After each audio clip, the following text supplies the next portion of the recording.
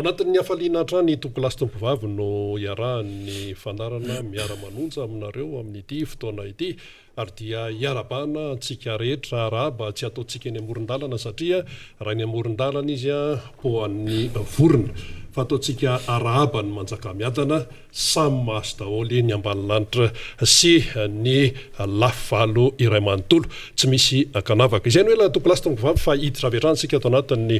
votoatin'ny fandarana araka ny efa mahazatra antsika menakavy eo moa ny tenanay mpanao gazety manao fanadihadiana etsero eo ihany koa ny famakafakana satria tena asan'ny mpanao gazety zany eo ihany koa ireo mpisehatra maro samihafa izay eto amin'ity fandaran'ity izay hitondra ihany koa ny fomba fijery ny famakafakana ny fitondrana vaovao isan-karazany ihany koa ary izany rehetrarehetra zany tsy hoe nataotao foana fa samy tompony ity Madagasikara ity isika menakavy ary matoa mandany fotoana matoa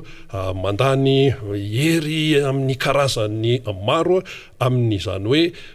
fandarana izany dia mba ho fikatsahana ny tsaratsara kokoa ary indrindraindrindra ho tompontsoan'ny taranaka faramandimby ary dia manomboka ny BBC amin'ity andro anio ity maritra andro vitsivitsy izy io ary dia miompom-po amin'ireo zandry sy zanaka rehetra manerana ny nosy manala n'izany fanadinana BBC izany isika mianakavy sy ny eto amin'ny fandarana ihany koa izay no ela tokolasy tompovavy fa efa eto ny solombavambahoaka voafito tao Atsimrano tany alalan'ny tiako Madagasikara Lain Ratsimbazavy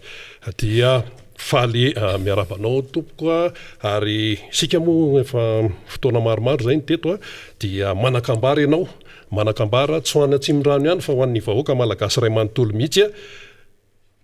ndahoary satsia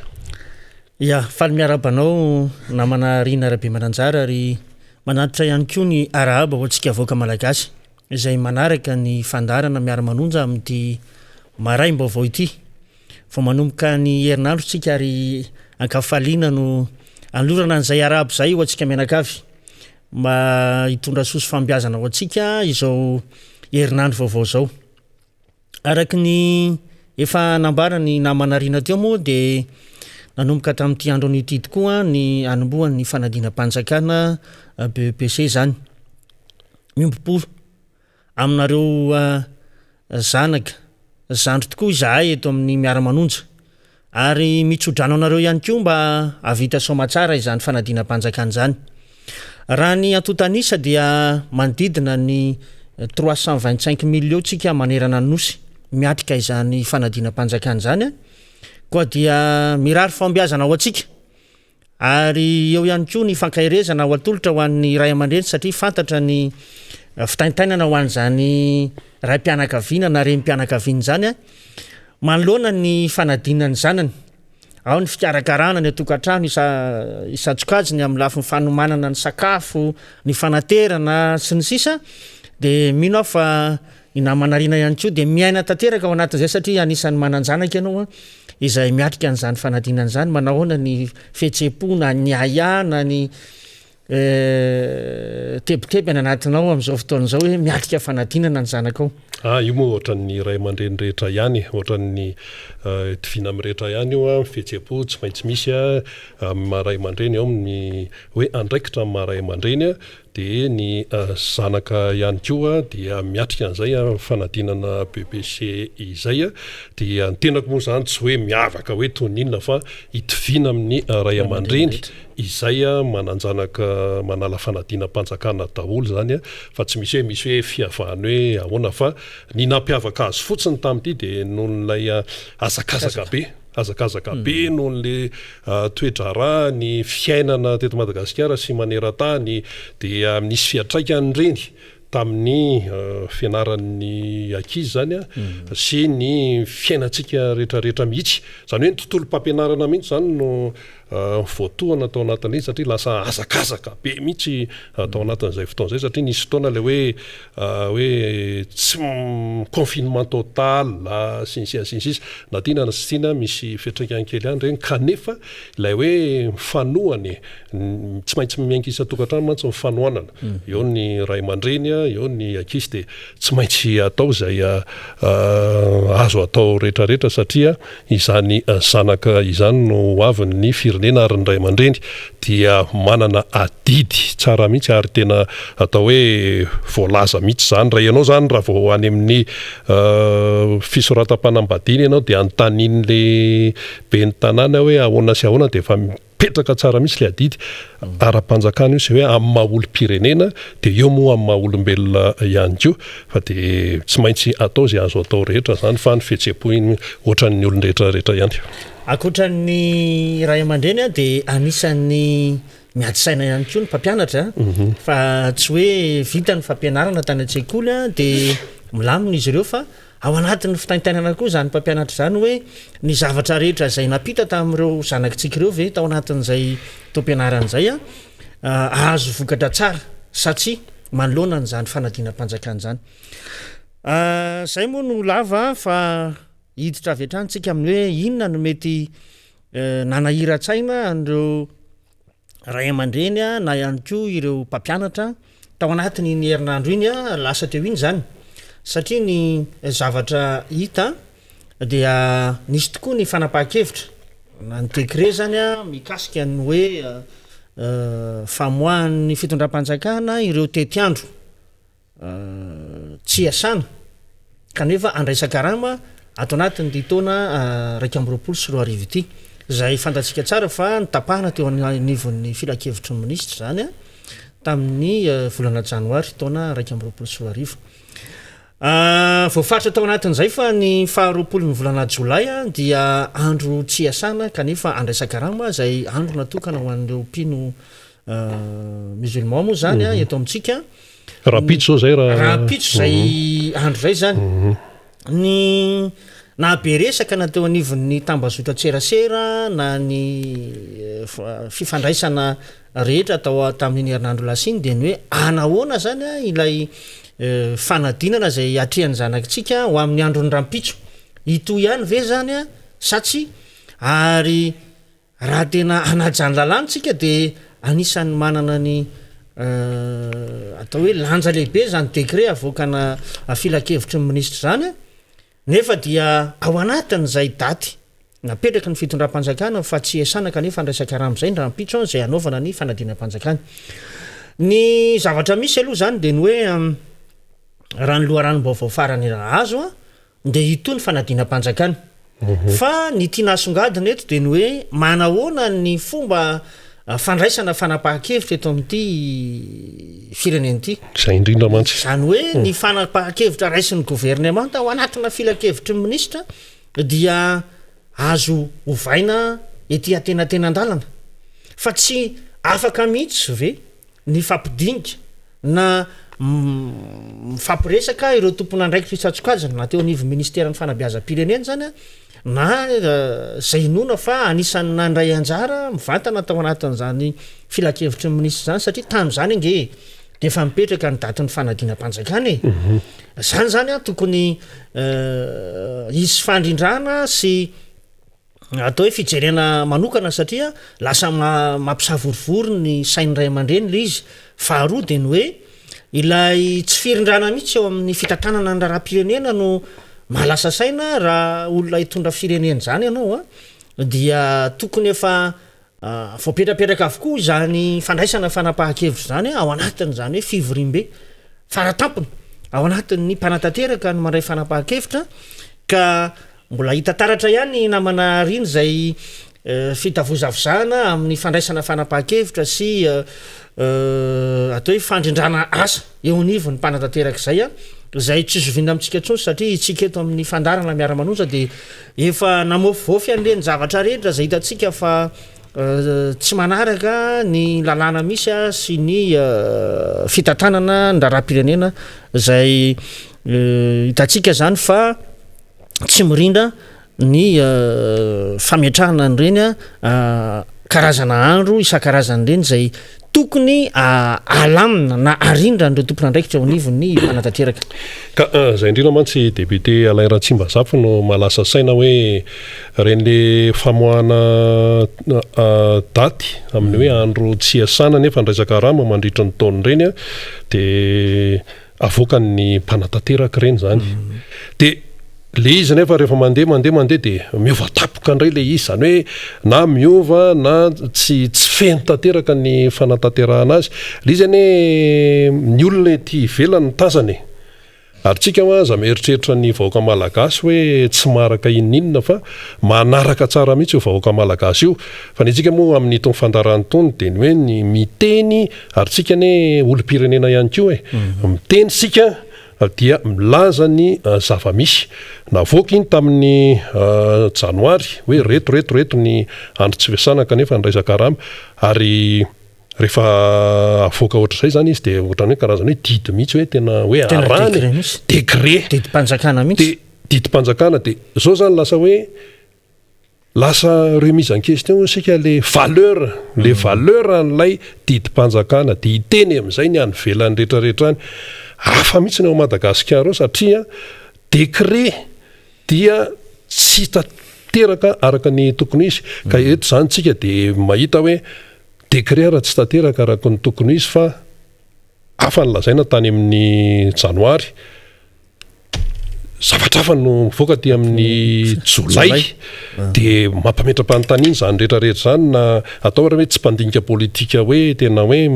mandalina be dia mahafantatra tsara hoe misy zavatra tsy mikolona ao misy zavatra tsy araka ny tokony izy ao satria lasa ohatrany hoe resaka atao fotsiny le izy nefa le valeur mihitsy zany lanja n'ilay décret mihitsy zany aty Madagasikara lasa mampametra-panontaniana zany décret zany tompoko tsy tokony hampametra-panontaniana mihitsy maro zay hoe mpitondra amin'ny fandimby zay ary zahay mpanao gazety manaraka akaiken'ireny indrindrandrindra amin'le fampiarana dia lasa tsy gagitsika raha hoe décret ohatran'izany raha tsy tena voaja amin'ny Tsipria an'le izy dia teoriantsika amin'ny teny hoe vao hitsakitsaka ny lalam-panorenana sns ka ny décret ary io resa mpanadiana mpanjakana dia tsy araka ny tokony izy le izy ka zay lasa mitondra ny olona zany heritreritra foana sy ametra-panontaniana foana ary zao rehefa mitombo ny fanontaniana mipetraka dikan'izay dia mitombo ihany koa ny olana zay zany moa dia ny anarana mihitsy tany amin'ny asa fanaovan-gazety ary naverimberiny le amerikanina nampianatra anay zay hoe rehefa mitondra vaovao ianao ka rehefa mandeha any amin'ny olona le vaovao ampitainao zany ka be dia be mifanontaniana apetraka le olona hiantefany le vaovao amin'ny alalan'le hoe feedback alefanao zany le izy dia miverina le izy avy eo dia mieritrerety ianao mpanao gazety fa be dia be zany zavatra tsy mazava ao zany hoe le lanjan'le asanao mihitsy zany no voatotoana amin'izay hoe mpanao gazety ve le olona sa tsy mpanao gazety fa hoe tonga fotsiny eo sinsisaka fanamariana fotsiny ny député marina mihitsy zay voalazana izay ary maro koa ny fanontaniana apetrakitsika eto amin'ny Miara Manonja amin'ny fitantanandrara-panjakana hitantsika moa ny tsy fisiany mangarary eto amintsika ny tsy fisiany ataontsika hoe fampanjakana n'izany demokrasia sy ny tanytantalana zany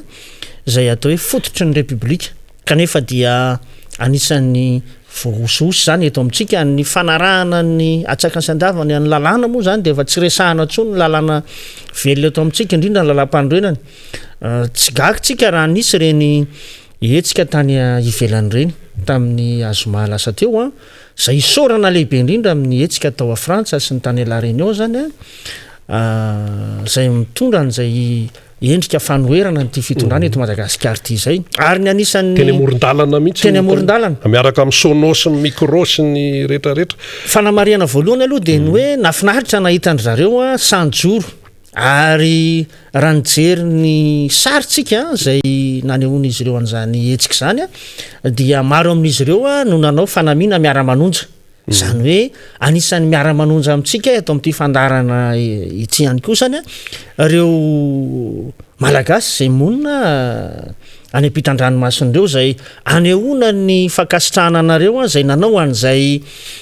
hetsika izay tamin'ny herinandro lasiny satria dia miompo-tsaina ary miompo-panahy mihitsy aminay etonivo ny fandarana Miara Manonja nareo ary naneo an'izay fitiavan-tanindrazan'izay ho an'ity firenentsika malagasy ity mbola misy namana moa rehefa aveo somary mofofofy an'izay etsika tany ampitan-dranomasina zay a fa atao hoe fampidirana ihany ao anatin'ilay atsotsika hoe tsy fanajana ny lalàna sy ny indrindrindrindra ny lalam-pandroena reto Madagasikara zay efa miverimberina amin'izao fotoana izao zay mbola ho resahana ihany koa moa mahakasika ny resaka zay le hoe inona marina ny fampanjakana n'izay lafim-pitantanana eto Madagasikara zay a indrindrindra amin'ny fitsinjaram-pahefana misy eto satria ny zavatra hita amin'izao fotoana izao dia toa mivangongo eny anivon'ny fitondram-panjakana foibe avokoa ny fahefana rehetra eny fa na ireto ilay mpikambana ao anivon'ny gouvernement tarane raha mahatsikatra tsika dia takony fa lasa ny filoham-pirenena no manao an'ireny asa na ministra sy ny sisy ireny a hanika na dia lalana kely 100 metatra sy 500 metatra raha dia filoham-pirenena no mitokana azy a zay tsy fahita zany amina firenena hoe toatsika zany a zay hoe misy andraikitra ihany tokony ho tsinjaraina amin'ny ambaratonga samihafa mba tsy vangongony zay fahefana eo anivon'ny filoham-pirenena tsy manapaka ny député amin'izay fa ianao mantsy efa be ny tanàna nambojanaka zay ianao vao lasa député marina mihitsy dia tamin'ny ahoana ny fahatsapanao tamin'ny fotoana nitondran'ny président Ravalomanana ny firenena tamin'ity resaka hoe décentralisation effective ity raha ampitaina raha hoe manao fampitahana tsotsotra zany satria nisy fanazavana noentinao mantsy teo marina tokoa fa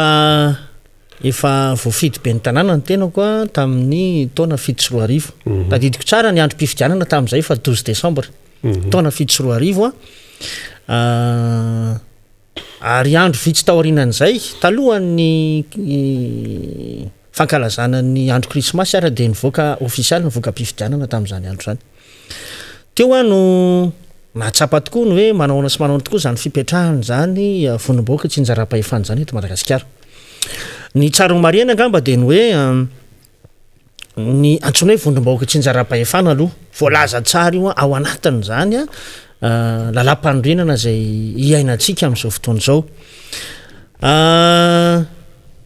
voafaritra ao anatin'io lalam-pandroenana io a manomboka amin'ny andininy fa 730 dia mamahitra tsara ny antsoina hoe vonim-bahoaka tsy njara-pahefana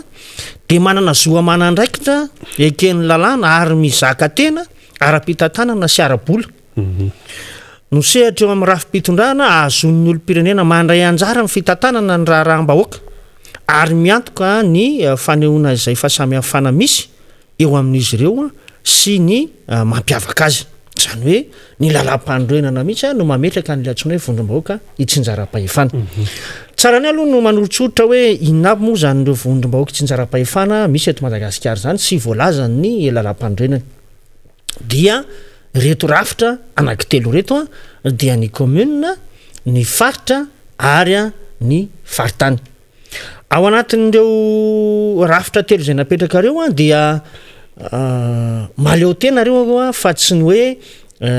mifampiankina akory tiako resahana dia samy manana ny autonomie an'ireo ary izay autonomie na ny hoe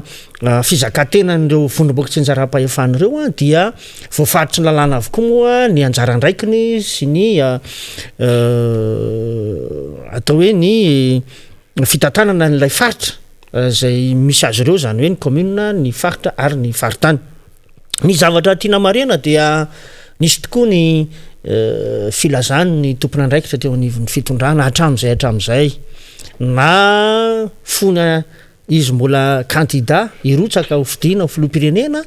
dia samy milokaloka avokoa ny rehetra fa ametraka an'izany a tena hoe décentralisation effective zany na ny hoe fitsinjara-pahefana tena izy ny zavatra hita sy tsapa dia indrindrindrindra amin'izao vanim-potoana misy atsika izao dia tao tsy mirindra araka ny tokony ho izy io resaka vondrom-bahoaka tsy njara-pahefana io raha tsy teny ohatra ny anivon'ny commune dia fantatsika tsara fa mbola maro ange ny fifidanana be ny tanàna sy mpanolotsaina tsy mbola vita eto amintsika hatramin'izao hatramin'izao tsika amin'ny teny izao zay commune manodidina ny 420 no iantefany zany atao hoe tsy fahavitana fifidianana zany avereny kely tsara aloha fa misy olona any zao metrehtra hoe ahoana hoe tena misy ve zany zao nisy fifidianana ben'ny tanàna tamin'ny taona 2024 dia nyfidina tamin'izay fotoana zay a ny ben'ny tanàna sy ny mpanolotsainy ny tanàna falatsika tsara moa fa eo anivony reny collectivité territoriale décentralisée reny na ny vonimboka tsy ntsara-pahefany reny dia misy ilay atsotsika hoe mpanatateraka ary misy ihany koa ilay atsoina hoe filakevitra na le hoe conseil ozytsika rehefa atao ny fifidianana eny anivon'ny commune dia andro anankiray no hanefana ny adidin'ny mpifidy zany amin'izay fotoana zay a mifidy ny ben'ny tanàna sy mifidy ny filakevitra ihany koa izy ny zavatra hitantsika nefa amin'izao fotoana zao a de efa lasa zay ny taona fa mbola misy ihany commune zay tsy nahavitana an'izay karazam-pifidianana zay eo anivon'ny hoe miben'ny tanàna sy ny resaka mpanolotsainy zany dia ahoana zany ny fiainan'le commune ny fiainan'le vahoaka lasa miaina amina olom-boatendry angamba no any amin'ny faritra any zao amin'izao fotoana zao mety hoe PDS ka eo indrindra mantsy le olana hoe ny fitondran'ireny PDS reny ange dia lasa tsy voaja ilay lasain'ny lalam-pandroenana satria sady mandidy reny zany no manapaka ao anatin'ny fitantanana ny tanàna anankiray tsy ny eo anivon'ny commune ihany fa fantatsika ihany koa ny ety anivon'ny faritra na dia ny ekena azy ataoko ao anaty fonteny zay hoe ny eken'ny malagasy ana ny fanovana an'le hoe ny mpitantana ny faritra dia ny gouvernora zay mariana fa tsy voalaza ny lalam-pandroenana zany fa ny lehibean'ny faritra no voalaza ny lalam-pandroenana misy fa samy hafany zany hoe gouvernora sy lehibean'ny faritra zany fa saingy faritra fidina ny lehibean'ny faritra dia fidina andraisan'ny vahoaka anjara zany hoe fifidianana eny fotony mihitsy zany no mametraka an'izany lehibean'ny faritra zany lalam-pandroenana tsy nyteny hoe gouvernora teny lalam-pandroenana tompoko dia tsy nyteny an'izany amin'izao fotoana zao fantatsika zay ko ho an'ny vahoaka vakio ny lalam-pandroenana zay indrindra vakio ny lalam-pandroenana ho an'ny olon-drehetra mihitsy io tsisy hoe mpanohatra na pomba hoe vakio ny lalam-pandroenana izay moa zany eto anatin'ty fandarana Miara Manonja ity dia mifampizara amintsika ihany hoe inona ireo azo tsongaina ao anatin'le lalam-pandroenana tsara ho fantatry ny vahoaka ary anisany zany zay hoe ny eo anivon'ny faritra zao a dia tsy misy zany conseiller régional zany mandraky ty androany fa ny tendrena raha teo ihany koa ilay gouvernora ary amin'izao fotoana zao a raha ny zavatra nisy teo aloha mahakasika ny faritra io a dia 2020 ny faritra nisy teto Madagasikara fa norasina teo anivon'ny filakevitra minisitra indray ny fahatelo amby 20 zay raha ny tokony izy raha mikitika an'izany lalam-pandroenana zany na manova na andininy kely monja raha ao anatin'izany lalam-pandroenana zany dia tokony anatin'ny fitsapan-kevi-bahoaka no afahana manao an'izay zay indrindra le ny sarana le vatovavafitovinany amin'izao fotoana zao moa zany dia variny ianao hoe ny zavatra rehetra zay fanampahan-kevitra raisiny eo anivon'ny gouvernemanta sy ny fitondram-panjakana foibea dia toa manaiky fotsiny ny eo anivon'ny fitsarana avy momba lalam-pandroenana kanefa dia fandikana lalam-pandroenana be akitsarany zao ny zavatra misy amin'izao fotoana zao raha natadiditsika ny nametrahana nyo prime ministre io a dia taoarina ny hetsiky ny 73 député ary raha nipetraka io prime ministre io dia mazava ho azy moa izy manana ny kabinetrany sy ny sisa efa hitantaratra sahady ny hoe manaona sy manahoana ny ekipa miaraka amin'izany premier ministre zany ny tianambary eto dia ny hoe ireo a ekipa nentin'ny prime ministre reo a dia ekipa zay hiantoka ny fahalavorariny ny fifidianana eto Madagasikara nanomboka tany amin'ny fametrahana ny fifidianana zany ho an'ny filoham-pirenena ny solombavam-bahoaka ary koa ny ben'ny tanàna ary tokony hotohizany zay fametrahana ny rafitra voalazany lalam-pandroenana zay indrindra ty amin'tony vondrom-boaka tsy njara-pahefany tony a fa hatreto aloha dia miantona araky ny resahako teo tsy voafidy ny ben'ny tanàna sy mimpanolotsaina any amina commune manodidina menina amby 20 amin'izao fotoana zao tsy mivoafidy ny lehibean'ny faritra mandraky ty androany ary nananendry gouvernora ry izy a dia tsy misy ilay atsotsika hoe conseiller régional ary farany a ny eo anivon'ny faritany moa dia tsy fatapototra mihitsy amin'izao fotoan'izao hoe mipetraka ave zay rafitra vondromboaka tsy njara-pahefana zay a faritany nefa voalaza ny faritany azafady eo anivon'ny faritany izany zany a hita hoe misy banga izay fametrahana ny vondromboaka tsy njara-pahefana zay adidin'ny mpitondra fanjakana folobea no mikarakara any fanomanana rehetra ahatongavana ny fifidianana ahafana mametraka ny olomboafidy am'ireny sokaja isan-karazany amin'ny fitantanana raha-panjakana ireny ka eto moa zany a zay mariana manokana fa nisy ny fametrahana ny hoe lehibe any faritra tamin'ny andro ny président Ravalomanana tadiditsika angambo reny fa ny karakara fifidianana maka ny tompona andraikitra tamin'izany fotoana zany nametraka n'le antsoina hoe conseiller régional nareo le mpanolotsaina mba tsy isiny zay le antsoina hoe sady manapaka ny mandidy ny lehibe any faritra anankiray amin'izao fotoan'izao zany dia tsy ampy ny fanaraha-maso na atao hoe amin'ny fanapahana ny teti-bola hoentin'ireny faritra ireny fotsiny ara dia tompony fanapahan-kevitra rery ny gouvernora moa filazazy zany amin'izao fotoan'izao mandray an'izay fanapahan-kevitra tiano raisina amin'ny fitantanana ny faritra zay tantanany ka mandringy zany zavatra zany reo amin'ny lafi-pitantanana ary ny fanontanianao moa teo dia ny hoe manahoana sy manahoana zany fampitahananga ny fametrahana n'izany vondromboaka paritra zany tamin'ny andro tantanan'ny Flora Valomanana sy ny ankehitriny dia hoy aho hoe tsy mbola manana finiavana mihitsy ty fitondrany ty tena ametraka an'izany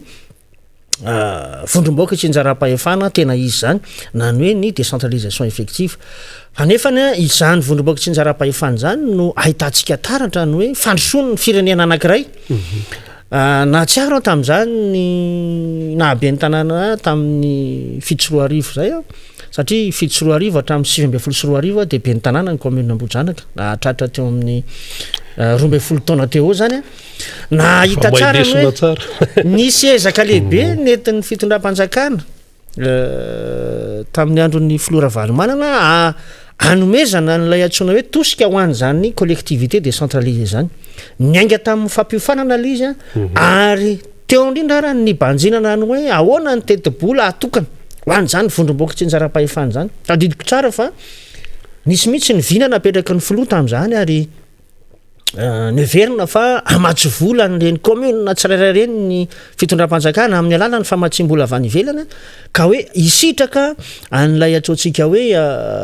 famatsiana manodidina hatrany amin'ny 300 millions zany ny commune tsirairay farafahakely ny arakaraka ny tanjaky ny commune mba hahafahana mampiainga angana an'izany fandrosoana eny fotony zany indrisany efa moa fa mety ho zay ny tsy zaka ny sasany dia hitatsika ny zavatra nitranga tamin'ny taona 7 sy roa arivo fa dia etotsika amin'izao fotoan'izao tsy miainga raha jerevantsika ny teti-bola mpanjakana ao anatin'ny loi de finance ozy sika dia zara raha misy 10 isan-jato ange latsaky zany akory raha ny teti-bola atokany ty fitondram-panjakana ty ho an'ny collectivité territoriale décentralisée zany hoe ho an'ny commune ho an'ny faritra ary ho an'ny faritany zay hitatsika fa kely de kely tokoa zany raha tena hampandroso firenentsika ary eo no ametrahana fanontaniana hoentina ho aiza mariny ty firenentsika ty to tsy mazava intsony ny fitantanana n'izany firenena zany hita moa araky ny efa fifampizarana nataontsika teto hoe tena miariary tokoa le hoe tsy nivonina andray fanjakana tsy vonina ny hitondra hanika so ny zavatra misy amanarina ya mazava tsara mihitsy zay fanazavan'izay ary le izy moa misy miteny hoe nareo zany eo Miara Manonja zao zany ve zany dia tsy manandraraha fa tsy ny tsongoloanareo daholo ty nareo ao miseho milay tsisy resaka miseho milay zany fa samy tia tany razana daholo isika mianakavy araka le tenenina foana hoe ho fikatsahana ny tsaratsara kokoa zany le izy indrindraindrindra ho an'ny taranaka any aoriana ary ny zava-misy nefa amin'izao fotoan'izao dia mampanabe ny any ho an'izay mananjanaka rehetra ho an'izay manana zafikely rehetra ho an'izay manana zafikitrokely sy ny zafindoalika rehetrarehetra any anontanyioany fa manontany daholo reny ray aman-dreny reny anahoana no avin'reto ankizy reto.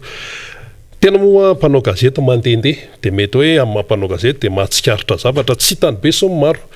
Rehefa tonga ny amin'ny 12 atoandro,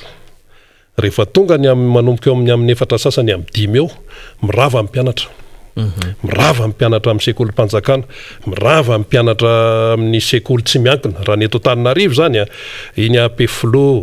ny any Ndoalo, any amin'ny Laotiany, ny aty amin'ny Rabearvelo sy ny toera amin'iny eo le hoe radio point zany mirava daholo amin'ny mpianatra dia mifanontaniana mipetraka dia ny hoe hoaiza daholo ireo mpianatra eo. Hoaiza daholo ireo mpianatra eo atsoatsy. Mianatra izy dia hoaiza. Hitariko misimisy kokoa. Vao niresaka tamina professeur teny amin'ny université zany tena kivoaingana mihitsy dia zao ny teniny hoe mba tenenao izy ao aminareo ao fa be dia be ny mpianatra manao mémoire, manolotra nireny hoe voka-pikaroana.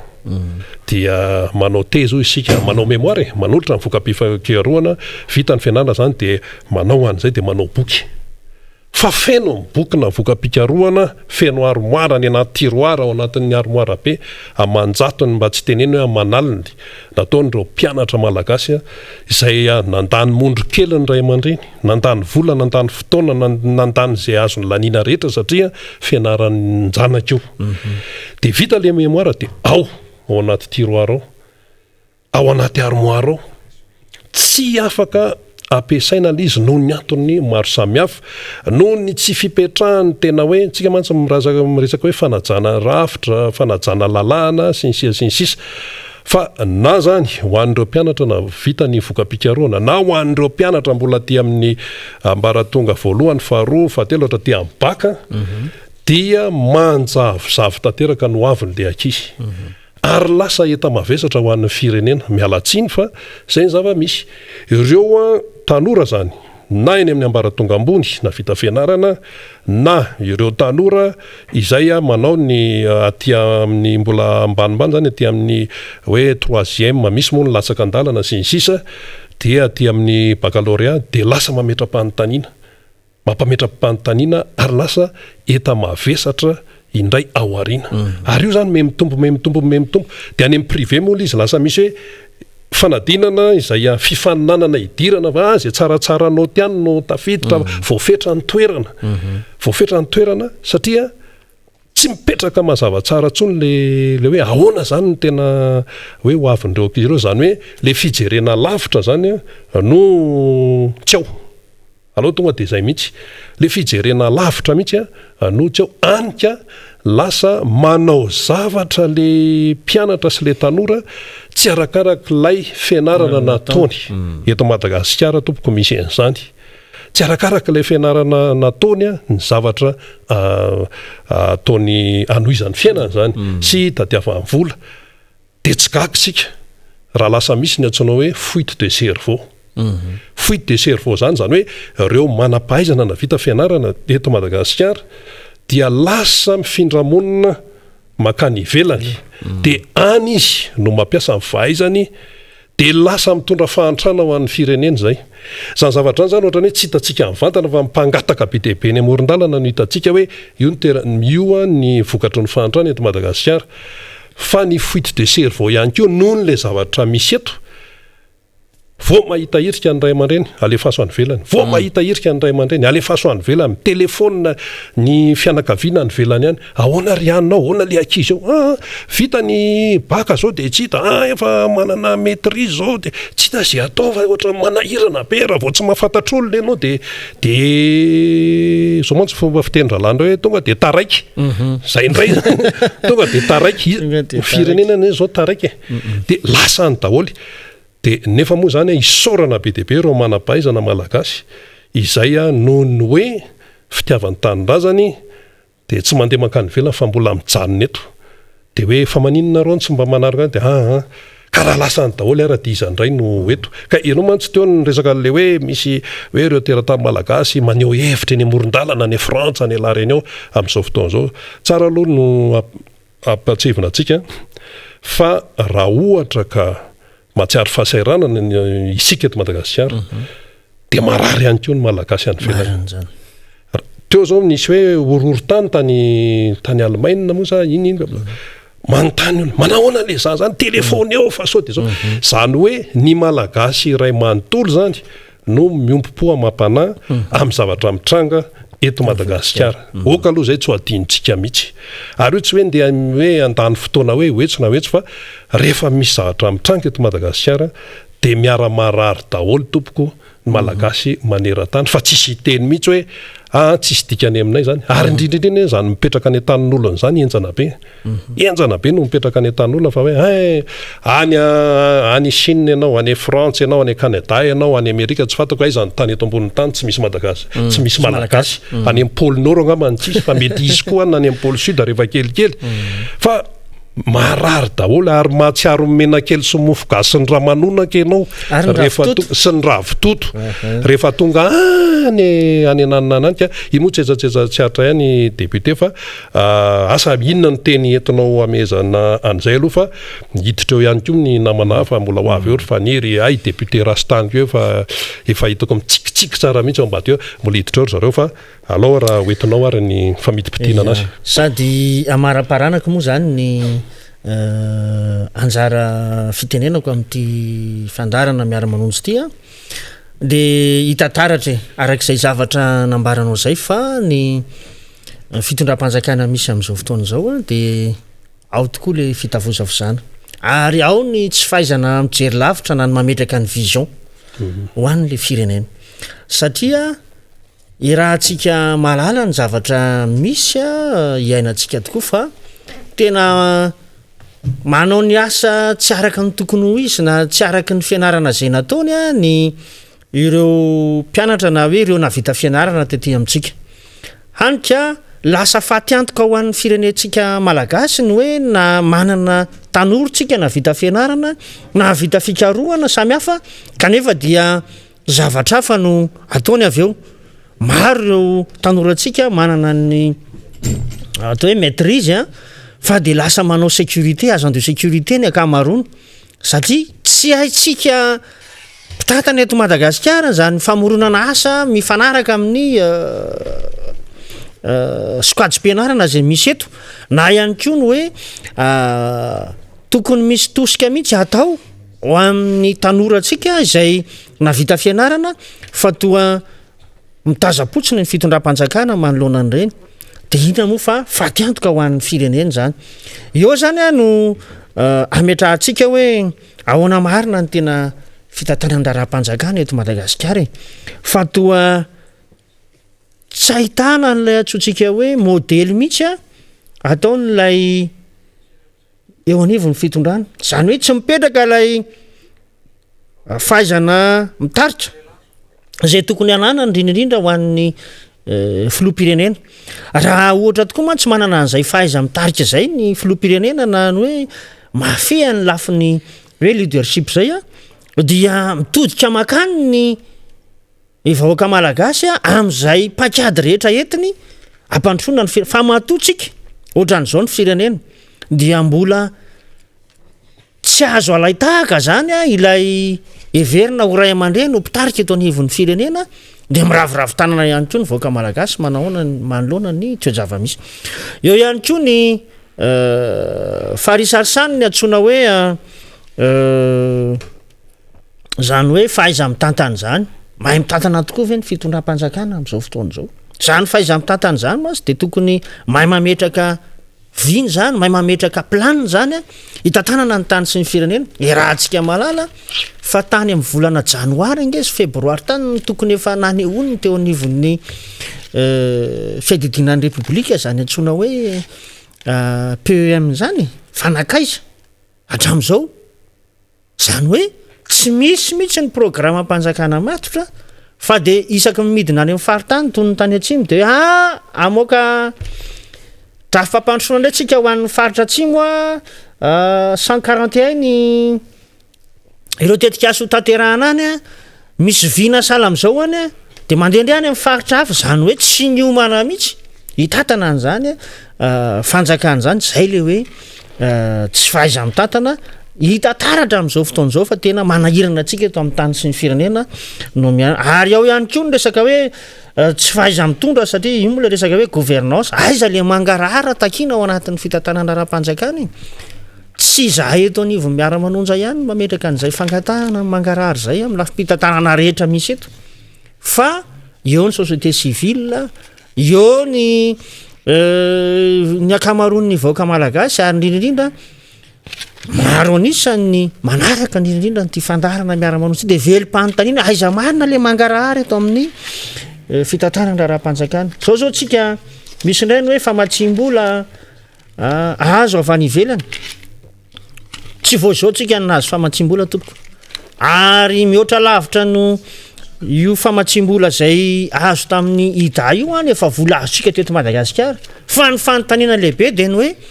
mangarahara ve ny fitantanana raha-mpanjakana eto nazava tamin'ny vahoaka ve ny affectena nyreny vola isan-karazany reny apatsahivina eto moa fa de nahazo volotsika ohatra nampiasaina tamin'ny covid-19 tamin'ireny tondasy reny aizany mangarahara hitatsika ny fanamariana nentina teto amin'ny fandarana Miara Manonja makasika an'izany fitantanana ny volan'ny covid-19 zany hitatsika reny ny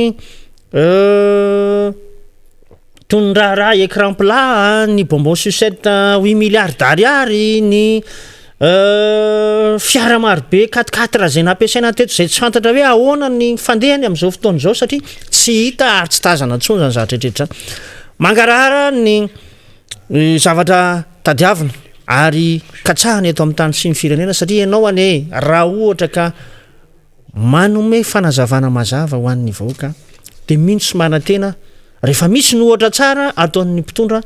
tsy adalako olo ny vahoaka malagasy fa mitodika makany an'izay fifanomezan-tanana sy ny fahampandrosoana zay fa matony olona mbola misalasala matony olona ao anatin'ny aia hatram'izao ary eto moa mety mbola verabelarina maneo fa ao anatin'ny antsoina hoe taintaina lavange ny ainan'ny vahoaka malagasy na amin'ny lafiny fandrimpahalemana sy ny sisy ary indrindrindrindra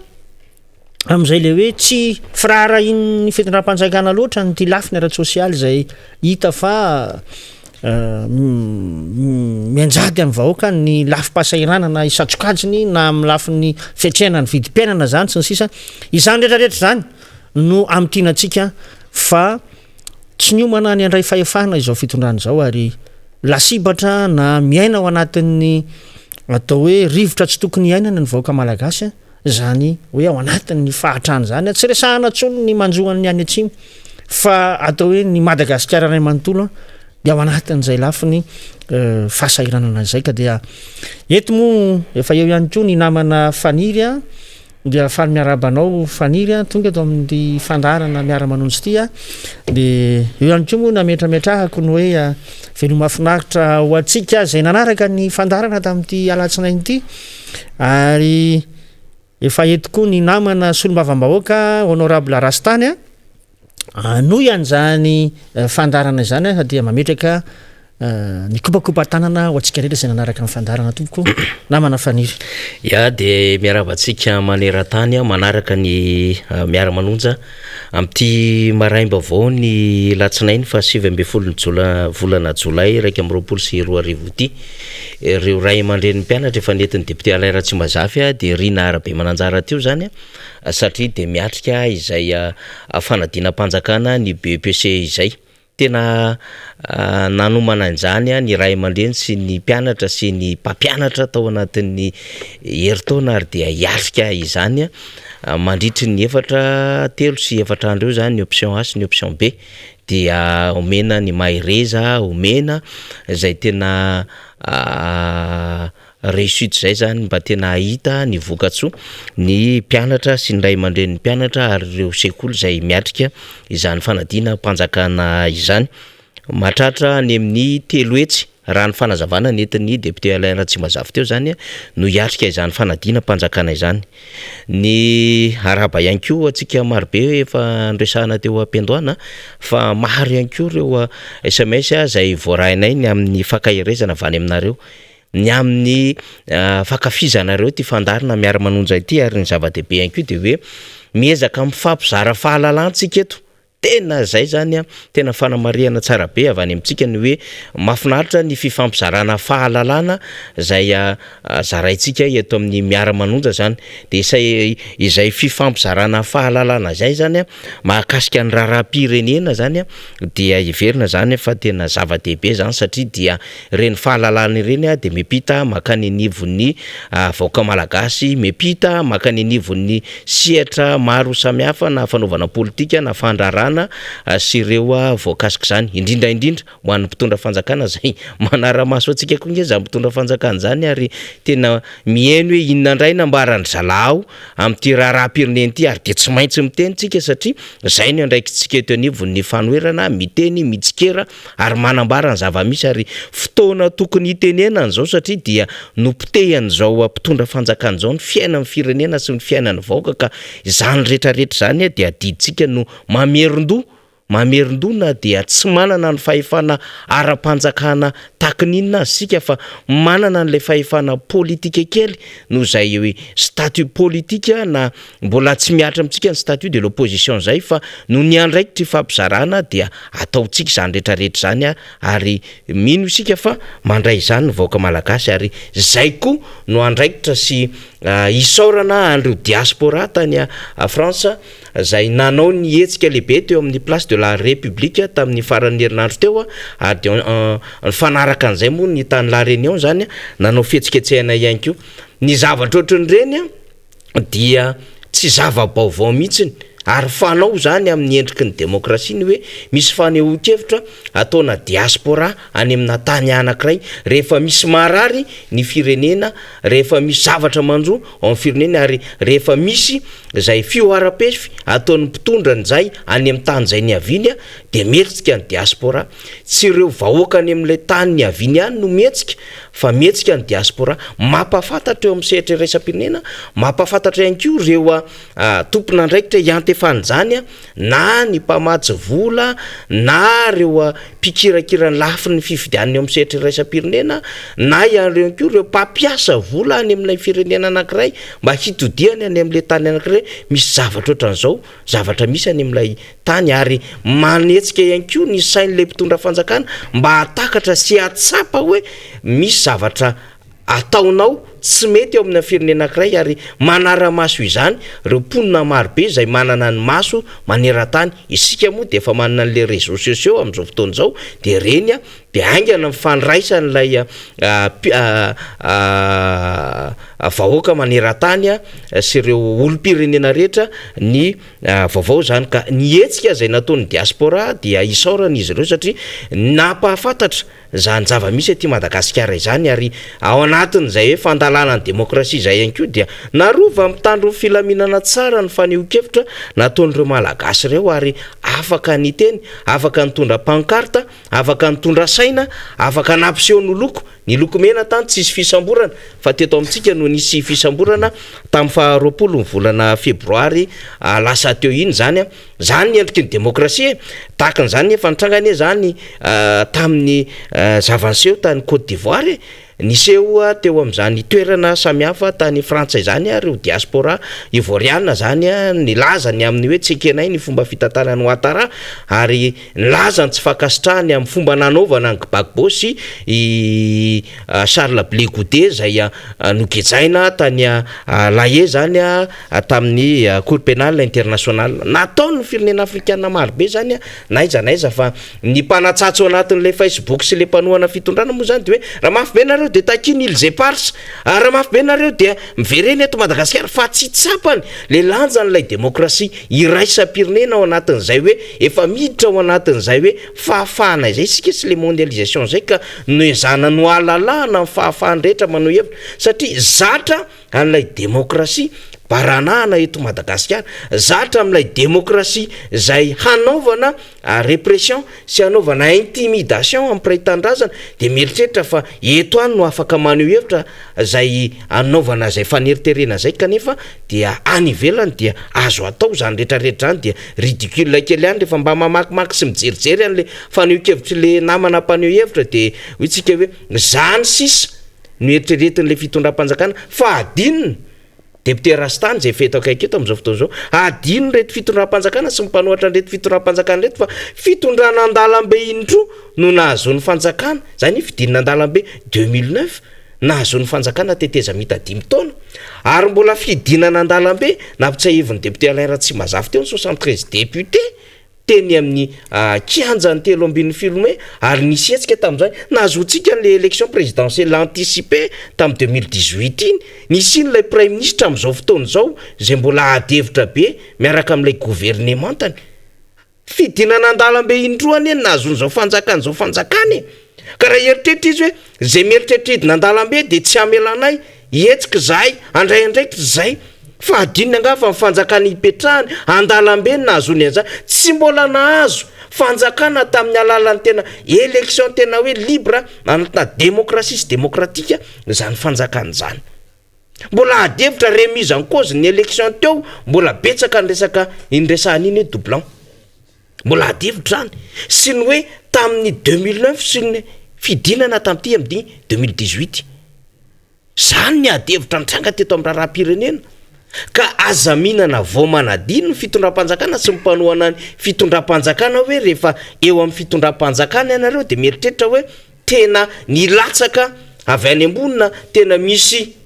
miracle na tonga teo amin'izany fanjakana zany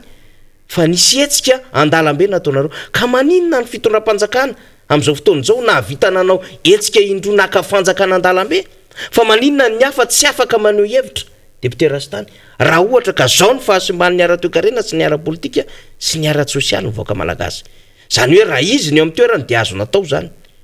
ary indro nitondra vatapaty ity fitondram-panjakana ity ny vatapaty voalohany nentina teo amin'ny 73 député eo ihany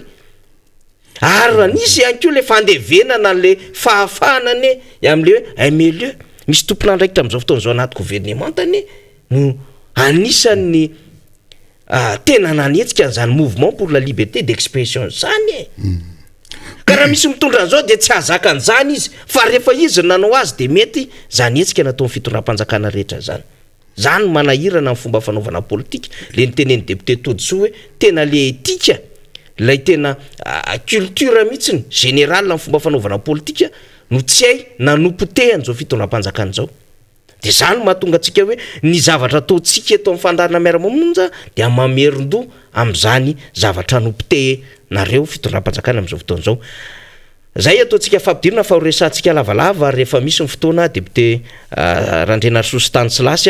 fa dia ny any Mahajanga moa zany dia arabainina loatra satria mandefa afatra marobe aty amintsika ny any Mahajanga mbola horesantsika fa manana problème be misy ny any Mahajanga ny vony commune amina arere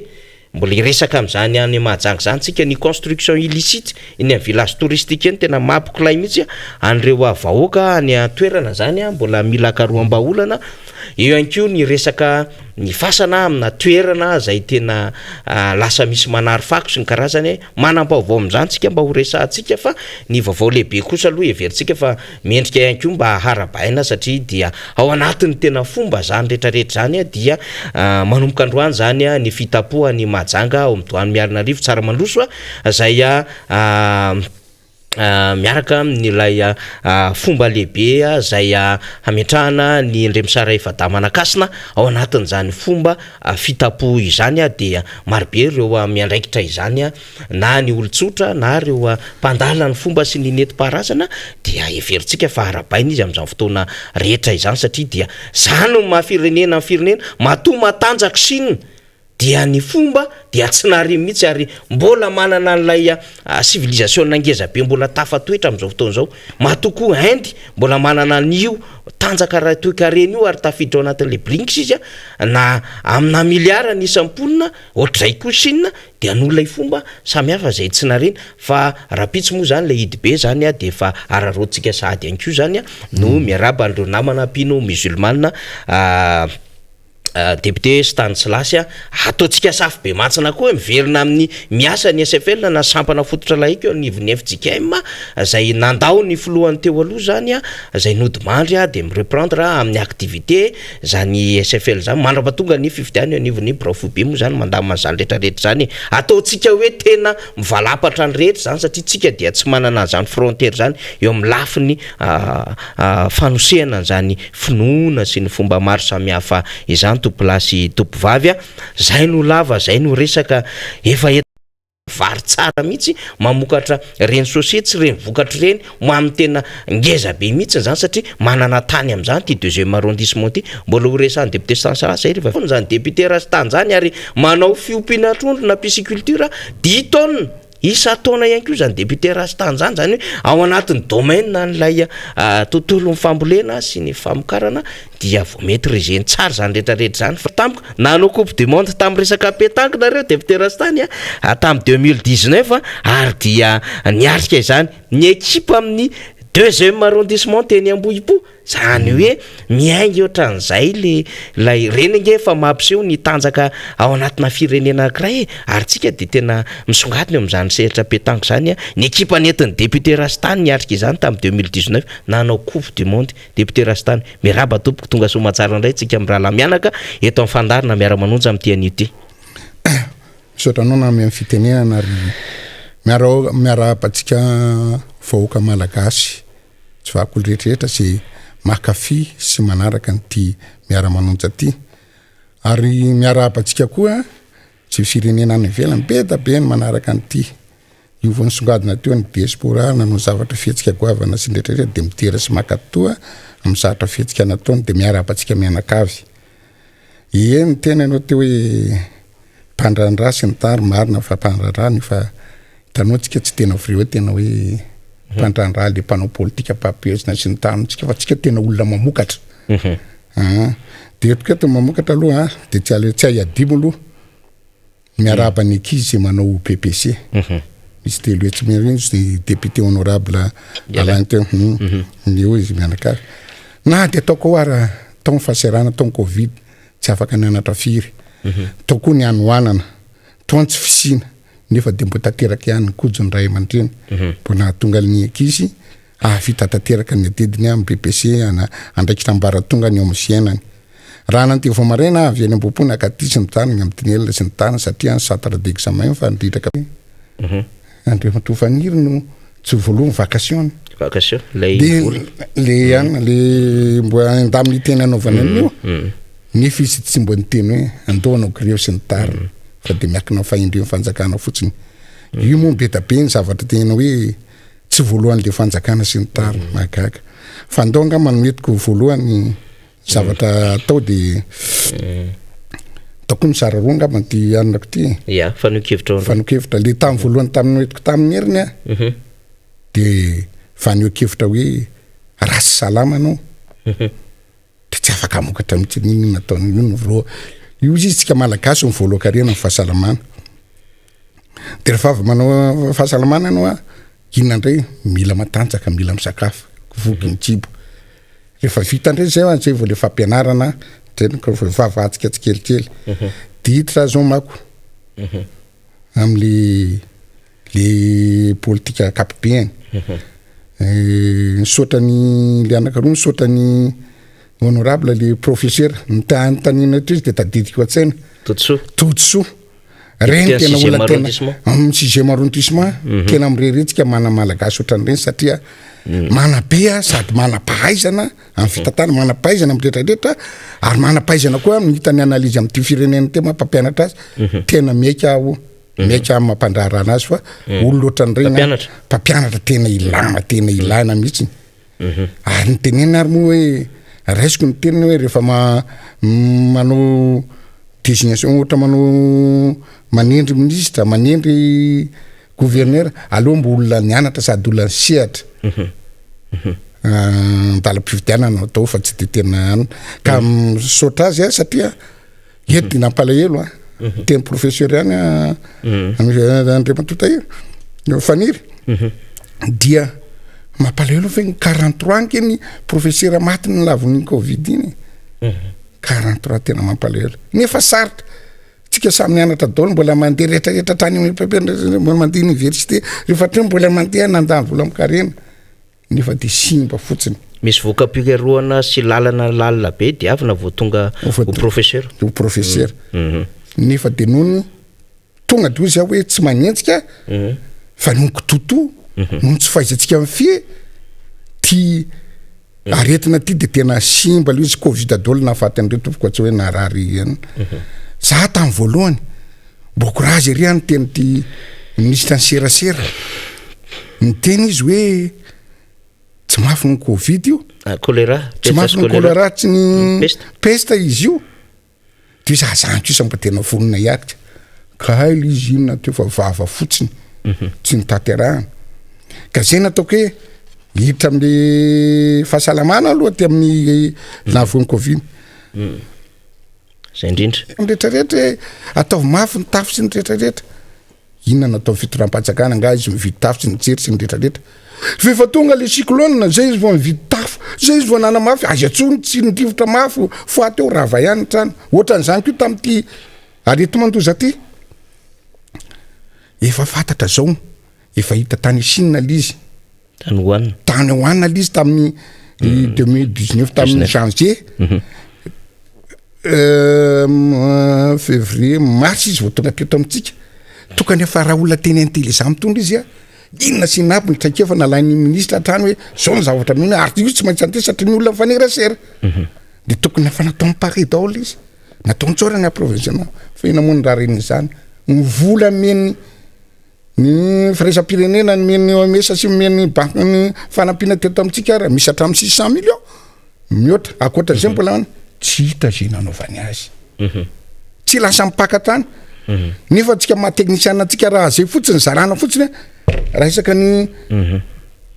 CSPDO isaka ny CTC ny zarana natao daholo tia ny fanafody tia ny fitaovana sy ny tariny eka volange zany tompoko eka tena hita Madagasikara fa de any amin'ny zavatra ngamba mialatsiny amin'ny teny avy aheritreritako ngamba teny hoe mbola nanifatrosa be da be tamin'ny fividianana de mbola lasa nganakany ngamba vola sy nana mipaka ny tokony izy nefa tokony tsy hitsaly zany tonga ndray tamin'ny deuxième vague teo mbola teo aloha ihany teo aloha ihany no miverina mbola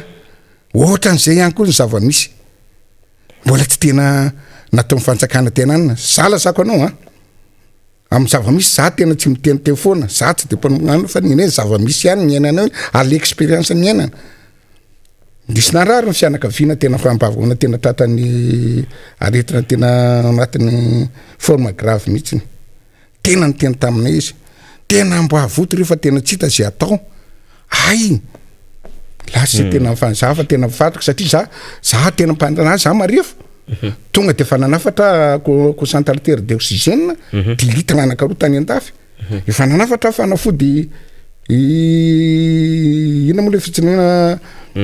fitsindrovana kibo le amina Colovenox anticoagulant dafa natao pare daholo natao mijerena tany amin'ny pharmacie tsisy ndrehetrarehetra fa narary daholo io raha tsisy anay any mena le concentrateur d'oxygène mena le Novenex sy ny tariny nahasitrana tena mbadidy ary zava-marina za mbo nadidy nahasitrana olona enina zay olona fa tena nambavany tena mbavany tena forme grave dina tsy avy tamin'ny fantsakana an'izany hoe le fantsakana marina andro lahatr'Andriamanitra misy le fahafatesana fa raha fa tena concentré tena manao an'io le fanjakana am'le hoe tsy mafiny covid sy tsy mafiny choléra sy ny peste io tena vita kosa ny vita tsika izy vitsy maty fa de tsy fararagnina izy sady hoe zay maty ihany fa ny ataona ihany nataony fa tena mampalahelo izy ny zavatra anaka zay nataoko ny hoe ny sotako so tena hoe piasa ny doana matanjaka mihitsy ny tany tamazaka rehefa nanotenenina fa ina nahafaty azy tsisy ampy le concentrateur tsisy le fanafody le lazako tsy ma fa c'est tatra forme grave diso maty izy raha mbo teto Tananarivo voasoresiny rehetrarehetra ka zay natokany hoe or ministère mora tonga izy ty mbola tsy tonga fa miodody any le variant de delta maninona raha tena tao am'zay hoe jirotsika fa tena tsy maharaka atao bariny groupe amin'ny CSB2 sy bariny groupe amin'ny CTC amin'ny goavana regny de olona tsotra nampatra rehetra io de tonga de tena mbo raiso antakitra dokotera eo tsy rarahanareo le dokotera ny mpitsabo mpanampiny tsy omenareo ny taminy lasa mivorivory tany fa tam'izay nantoko ny fianakaviana to mahadepute anazy ny bavamboaka na nangataka tamin'ny dokotera mpanjakana ahako ny hoe mbo surveiller ty olona reto tsy reto tena nanao izy ary tena mbo napetsika amin'ny foako faniry de zao meko fre ty mbo gazoal anareo andro aly izy tena niaritra teo tsy netandresy sao izy afa vitokana itsabo an'ity tena mahafinaritra be tena nidera le dokotera azoko teneneta fa le paramedy fotsiny piaina tsikakely amin'ny madepute mbola jerena lizy mbola nanao an'le fanafody tena nahasitrana de hoe izy tya rehefa tena atao rehefa tena kilonatra andretrarehetra mandio fa lizy le tsy fararahina za miteny le teniko tamy voalohany hoe ty fitondrany ty ve tsy hoe fanaratsiana azy vendrana sa tsy tia alala sa gina ny tena alana fa ty tena ohatrany zavatra mora atao aby nge io ny tena ohatrany mandray ny tenitsely pananay ako azonao ny tao amin'ny assemblée présidentany assemblée hoe marina le oabolany ty hoe ohatra sanatry ohatra ny ombo maty ozy izy midiridiry nefa tsy mahita de zany rehetrarehetra zany ve de tsy hitan'le fanjakana fa tena zay nataoko hoe fahavinena sa tsy firara iny fa de tena mampalelo ny zavatra misy eto ka zavatra mbo afatrako ataoko aloha amin'ny le fahasalamana ty raha nataoko zao mifanjakana satria izy rehetrarehetra tena tsy nakasitraka le vaccine ary tena ty tena mametaka boaka mihitsy lizy satria zao na premier ministre na filoham-pirenena izy ministre rehetrarehetra mody makany ivelany izy ty mifahalalako azy tena mitsindrona efa nahavita izy de ny azy rehefa tsindrona izy soa io za tsy manao ratsy ny CV plus fa tena le CV plus na riskany ataony amin'ny olona fa izy mody mialangalana fa de tena io ihany na riska tsy nakasitraka izy idiran'le vaccine nefa raha eran'izao tontolo zao jerivo raha tena anafaka ny tompoko de atao vaccine vaccine nganao tsy mbola tsiritra tamin'ny jery-baolina any tamina tena olona aminanetsy tsy manao tapombava sy ny tany redry efa vita vaccine nitsika nefa raha natao pourcentage mbola 1% ke mivita eto faniry raha isy de mbola atahorana mafy le aretina tompoko de rehefa nataonana mafy a de jerevy koa reny olona hoe misy tenyle olona hoe dohatra le olona sahirana ihany olona manakarena ihany tratran'ity covid ty mitomona lizy satria zao maninona lizy misy manambola le olona raha tena fa tsy tianao anao tsy atianafatra anao tokony libéré anao ohatrany hoe n'institut pasteur afaka mivaritra ho an'ny olona tsy manambola ny pharmacie ngezabe ty mpandrara mona tsy milibéré fa tena tany amin'ny izy moa akbarali tany any sy akanaovana akory tena hita hoe zavatra tena tsy mitoka ny tokony izy tena mampalahelo tena mampahelo ny zavatra misy eto ka zavatra ohatran'izany izy tokony zavatra azy atao manina raha na zao tena hoe izy tianao miporte tsy tianao le covigilte zao izy manina tsy atao manafatra ny Johnson na hoe Moderna na tak zany karaha tena tiandrosy tena andretrarehetra le fahasalamana tompoko raha salama anao afaka manao an'zay avenako ny amante fahasalamana voalokarena atao vaccine mezanao raha fanjakana rehefa mbola havita nareo jerevo le olona anabavikely jerevo le praimonareo jerevo le mitandray tandrazanareo jerevo le mitovirahanao mba apio fa de mahaotra ny Covishield moa zany araky ny vaovao zay niverina nanomboka tamin'ny omaly fakomaly dia efa nambarana teo anivon'ny OMS zany fa dia ara-dalàna zany Covishield dia copie ny lay vaccine AstraZeneca zany zay nahaberesaka be teto Madagasikara ary dia niteny ny prime ministre sy ny fanjakana frantsay fa dia ekeny izy ireo ny Covishield ary dia mahazo miditra ny la Frantsa zany izay firenena mampiasa zany Covishield izany ohatry ny Sinopharm sy ny Sinovac zany tamin'ny ray volana lasa teo eo manko a de nahoraka tany amin'ny vaovao rehetra ny hoe nametraka fepetra ny fanjakana frantsay momba n'ity Covishield ity hoe ndraso aloha fa mbola hodiniana eo amin'ny fifamezivezena ho an'ny any Frantsa zany Covishield izany fa reto vaccine samy hafa reto miditra ara-dalàna vaccine tsy ara-dalàna io vaccine tsy mandeha am'izay laoniny io maikamaika amin'ny tetateta anao vaccine ohatran'izany fa tsika manana fanafody zay manasitrana de azanika ny fanirindretra ny siny zay fanafody manasitrana zay fa hatram'izao aloha de mbola sarotratra ny tenenana an'izany marina ny eto atoerana raha naheno zany zao a de misy laboratoire manokana mikaroka ny fanafody asitrana an'ity coronavirus ty eto Madagasikara tena miezaka ny mpikaroka zany a mijery izay fa raha ty Covishield ity zany a ny information azitsika zany dia afaka mifamezivezy zany fonatreo zany le adevitra na le polémique créena sy nanaratsina ity Covishield ity sary zay taty amin'ny fanoherana moa de nanao vaccine tompoko ary de miandry an'le deuxième dose zay amin'ny volana septembre io a hiatrehana indray zany hoe satria rehefa vita le dose faharoa zany a dia mba matanjaka le immunité zany na le fiarovana ao anaty satria raha ohatra tsika député Rastany ka tsy miatrika an'le deuxième dose le avy nanao le dose voalohany iny a de ohatrany tsy nanao vaccine raha ohatra ka tsy manao le dose faharoa tena zava-dehibe mihitsy zany rehetrarehetra zany fa zay aloha ataoko hoe parenthèse kely ihany zany am'le hoe dia mirosy lay vaccine am'izao fotoana izao ary zany no maharo zany no ilaina ao anatiny ty adevitra ny coronavirus ity iverena kely ny adevitra satria rehefa mahita anao de tsy maintsy miresaka famokarana foana député Rastas sy mifambolena mbola iresaka tsika am'ty 1 milliard 100 millions de dollars ty manakambara betsaka amin'io tsika sy ny resaka tontolo ny banque mondiale satria ao anatiny io de voaresaka ny tontolo ny fambolenana ny agribusiness zany ao anatin'izay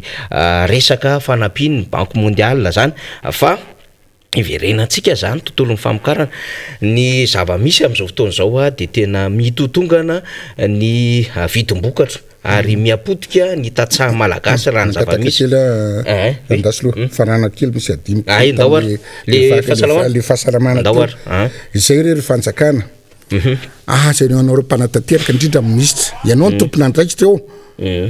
fa aza atao iverina tsolo ny rera-goavana be tamin'ny fandro fa zay nataoko tao hoe ataovy raha olona tena professionnel nareo olona tena ministre zany tena fa hoe manana koa ngamanao olona professeur anao na kao olona tsolokolompona fa tsy aingily olona tsy ao anaty le hoe olona tsy nisedra fividianana fa rehefa mbo izao rehefa menanao le izy a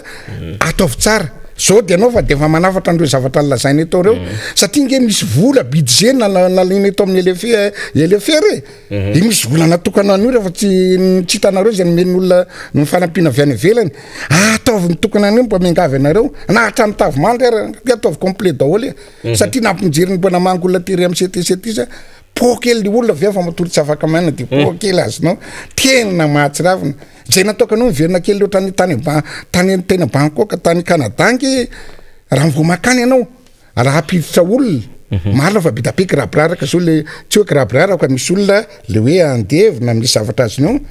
hiditra eto Madagasikara zandry tsy de manda ny fidinana fa rehefa mandeha miditra eto kosany aza atao risirisa tena ampidiro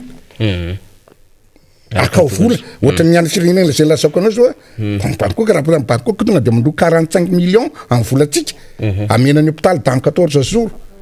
tena manao traitement misy vola ny dokotera traiteny amin'ny rehetrarehetra sur anao voavelany voaka ohatra zany koa Canada tena amboniny zay any avelana anao hiditra tsy avanao frantsay tsy navita vaccine na tsy navita fa ampidiriny anao de rehefa tonga anao mandoa le vola taony azy ndray 60 millions misy caution aloha anao ao anatin'ny 14 jours alohan'ny andehananao raha anao business anao traiteny anao tsisy atahorana zay koa mba ataovy monsieur le ministre anareo amin'ny gouvernement nanapatoa raha hoe mba ataovy akao vola ary le olona satria misy tonga eto Madagasikara angely izy tsy olona olokolompona fa manam-bola hatrany ataovy mba caution manao olona tsy trabedabeta fa raha ataonao grabra fatapatako misany ohatrrehetra ataovy do eto tsika mianakafy tompoko zay fa ataoko mba atao misitra mbo miangavy le aretina goavavia foana hoe efa mbo miara-monitsy ty efa mbo manitikitika kely ihany amin'ny zavatra tsy mety rehetrarehetra moangy am'izay tsika misy le ministre kan'izay rehetrarehetra mba ataovy valala be mifo am'izay fa aza atao valala be matra foana ho faty eo atsika mianakavy zay angambany teny de mbola isaorako koa président za ohatra hoe manina ary ninareo président o izy so zavatra tsara tsy maintsy ampisingadinina tena be da be nge faniriny président izy mivady mihitsy nitarika nanao an'le vaccine teny amin'ny Nations Unies. raha iny ny olona tetra président Ravalomanana. Ny président Ravalomanana ka madimika izy mivady mihitsy ny tany amin'ny tany Nations Unies de rehefa telo olona nyroatra teo aloha tia reny exemple tsara tsy nanao tasy izy za mihitsy manao tsony exemple amin'ny vahoaka reny ny fitaratra tokony atao fa tsy ohatra nreto hoe tena na amin'ny fitsenana ny ary tsy nataony rangaty nangingina na amin'ny premier ministre na rehetrarehetra tena tsisy tena ohatra hoe inona reto izy nefa ny eo amesa ngeny na mian'io matony eo amesa tena organisation internationale ngeny na ny santeny na mian'izy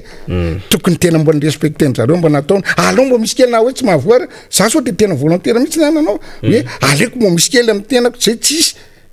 satsy zay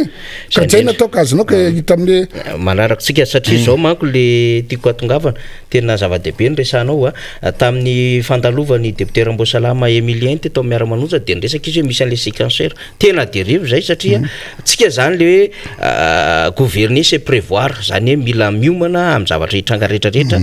fa tsy ny vahoaka foana ny apriatana rehefa tonga lay fihiboana de lasa victime sy misubira mafy le vahoaka malagasy par rapport an'lay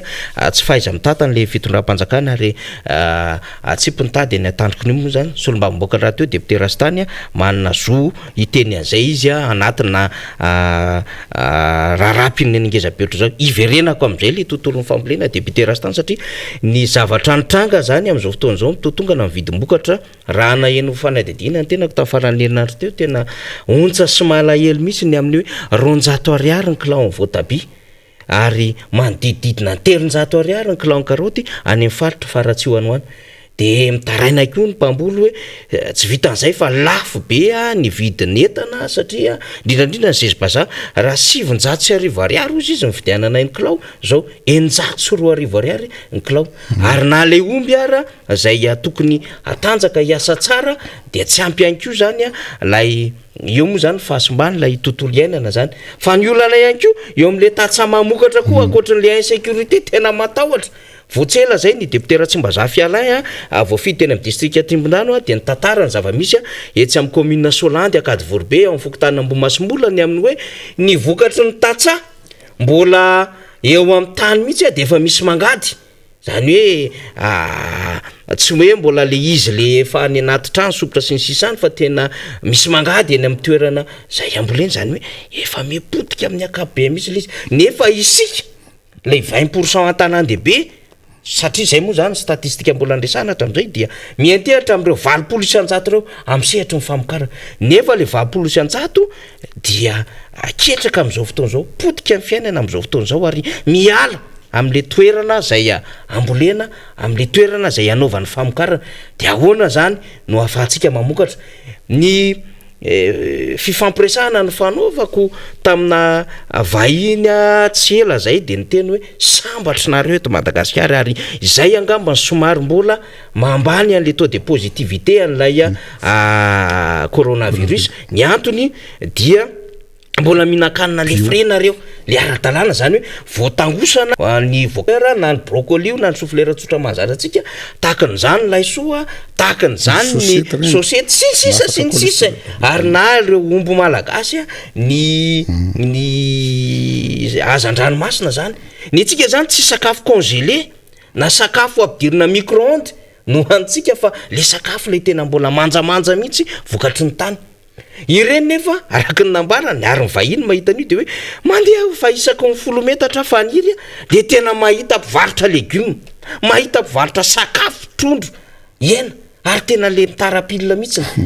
de any aminay zara fa tena any amin'ny 50 na misy 80 na 100 kilometatra vao mahita ianao point mivarotra amin'izany toerana legioma zany de mitsiriritra ianao eto Madagasikara zany tombony ho antsika zany rehetrarehetra zany ny ronono ihany koa dia vidy de mora vidy am'izao fotoana zao ho any amin'ny tatsahany ambanivohatra nefa misy ronono tsara any am'izany distrikany Marantsitra zany ene anao misy ronono tena mahafinaritra tena tsara ne zay mivoaka avy any am'izany faritra zany ty maitso mavana le ville ary tena miaina le omby ary de tena matavy tsara le ronono marobe na tia manjakandrina na vakina karatra sy le faritra rehetra samihafa de izy eo anaovantsika n'lay fandrarana io ka za rehefa mahita ny député rastany de efa tsy hamelako foana aloha anao député zany fa tsy maintsy resaka famokarantsika satria fifampizarana fahalalana ho any ho ataontsika eto ary manitsy am'reto tsy fahaiza mitondra fanjakana mitondra reto satria tsy mbola hitantara zao le politika mpamolena satria mianana le tatsaka na le tantely aza sahirantsika am'izao fotoana zao satria mandripaka koa ny aretin'ny tantely ka rehefa mahita ny député rastany te hiresaka famokarana foana ako satria mijaly ny tatra am'izao fotoana zao rehefa mba mahita an'ilay fanazava-kevitra mitady an'le explication technique le mpanohana fitondram-panjakana de io ane tsy hainareo reny lohan'ny offre sy ny demande le tolotra sy ny tanà de mais oui fa jerevy tompoko ny pouvoir d'achat malagasy namparitaka taky ninona ary ny vokatra eny an-tsena na vidiny taky ninona ary na mora rio fa tsy maharaka izay le pouvoir d'achat mivaoka malagasy izay nge le PPP nambarany banque mondiale ao anatin'ilay indisy an'le resaka ara-toekarena le PPP io na PPA izy de anatin'le hoe parité de pouvoir d'achat tena misy dikan'izany ao anatin'izay fikajina ny resaka fahantrana zay tsy maharaka tsony le fahafahavidy satria iny mahantra le vahoaka malagasy tokony vidy ny vokatry ny tatsa député rastany anao fitenenina ao anatin'izay fandarantsika izay mahafinaritra zany anekevitra ny ary tena vonona moa sa tena hoe tonga tokoa satria tena mahapala eo le vahitantsika vahoaka tena eto amin'ny tany mamokatra sy ny tariny rehefa de tena farany génon hita lala finance tika de tena hoe andao mamokatra tamin'ny 2021 ty ny projet any tamin'izany de ampitomboana 3% ny sera-pamokara voalohany de raha andro natao 10% de zay le izy ny tena zavatra tena hoita hoe tsy ananan'olo confiance le any satria zao ahoana moa monsieur Fanil tamin'ny heritaona efa naina ny 20% sehatra famokarana tsy tena tokony basique etriny tamin'ity ndray hitanao no ministère rehetra le tsisy mivola le anakaiza le tsy fahatrana le amin'ny tongana mbola naina koa nge ny budget ny any tamin'ny 2021 ty ny seha-pamokarana de aiza navitanao an'izany tena vilavilan-dalàna le nataonao anatiny elefera zao tena tsy mitombona amiko satria resaka fotsiny miverina kely alohan'le anaovakale famokarana verina teny kely ny resiko kely ny teny honorable atoditsy hoe le crise de confiance anke tena olana be am'ireo fitondrareo miteny an'io izy miteny izy ohatra hoe miteny amin'ny famokarana tena hoe voatonga ny covid za tsy raharahako le tena hoe miamia ataoko hatramin'ny Paris ampatrazaka ilo problème any satria tamin'ny propagande igny zay tena vita amin'ny fitabitro any voaloha fitabitro fa ny ary efa tena hoe azo mihitsy le pouvoir de mbola nyteny any tsy saina efa lany le fifidianana efa lany fifidianana tokony fonsa am'izay izy fa tena nytena mivaleny tadiriko tsara mbo manaraka za tsy de varina amin'ny fiainako sy ny rehetrarehetra sa varina any ambanivohitra varina any amin'ny santiako sy ny terare tsy de maharaka loatra fa de mbo meno isaka ny kabary mbo meno anao hôpitaly ngezabe ino moa industrie ngezabe fanamparana fanafody ao anatin'ray volana de vita efa tamin'ny heritaona manontany anao tsy hoe sanatria manetika ary antanitsika ary ny rehetrarehetra ny salambabe na vita ve nisy ve zany sa tsisy mbola miverina andray izy za ty anao politika ntsony raha tsy vitako ny hereny 13 raha tsy anomboka nanomboka tamin'izao hoe andrak'izao hitanao ve vita le sa tsy vita mbola vonanao koloko tsika zao de napirinao anaty de mbola verina andray le fleur vert raha makany anao makany pasque makany vokan'ny route nationale iny tena embouteillage iny de ambo manao kosa n'izy mbo zay ngamba mbo manao nefa hoe tamin'ny janvier nanomboka andrak'izao aiza betsaka ny fanantenana fampanantenan'io mpitondro no zany tena voaka manontolo faniry tena tsy matoky atsony tsy manana confiance atsony marina teny honorable Toutsoa tena crise politique tena crise de confiance tena rupture entre les pouvoirs sy le vahoaka de zay a le olona manodidina azy azonao de tena atao zao ohatra ny anona tsy mbo manondro azy azonao fa tena ohatra ministre zao tena hoe tena le fanjakana raha tena hoe inona ny crise matonga misy crise le vary sy ny tariny tsy apy le izy matonga misy zavatra le crise lafo be tsy apy le famokarana tsy apy le anina ina tsy mbo mitarika koa tena gaga tena le toetseny le tena gaga manany le toetsena ministre marina izy olona nianatra izy olona nana olona tsatra amin'ny teny hoe olona tsy apitrakiefa ve sa olona tsy nandalo inona sa napetrapetrapotsiny fa de tena enao angamba le hoe kapoka no aina le quantité le zavatra nefa tsy miaina akory tena mampalahelo toetsena amin'ny rehefarehefa na olona tena olona manana niveau CPR tsy teny an'izany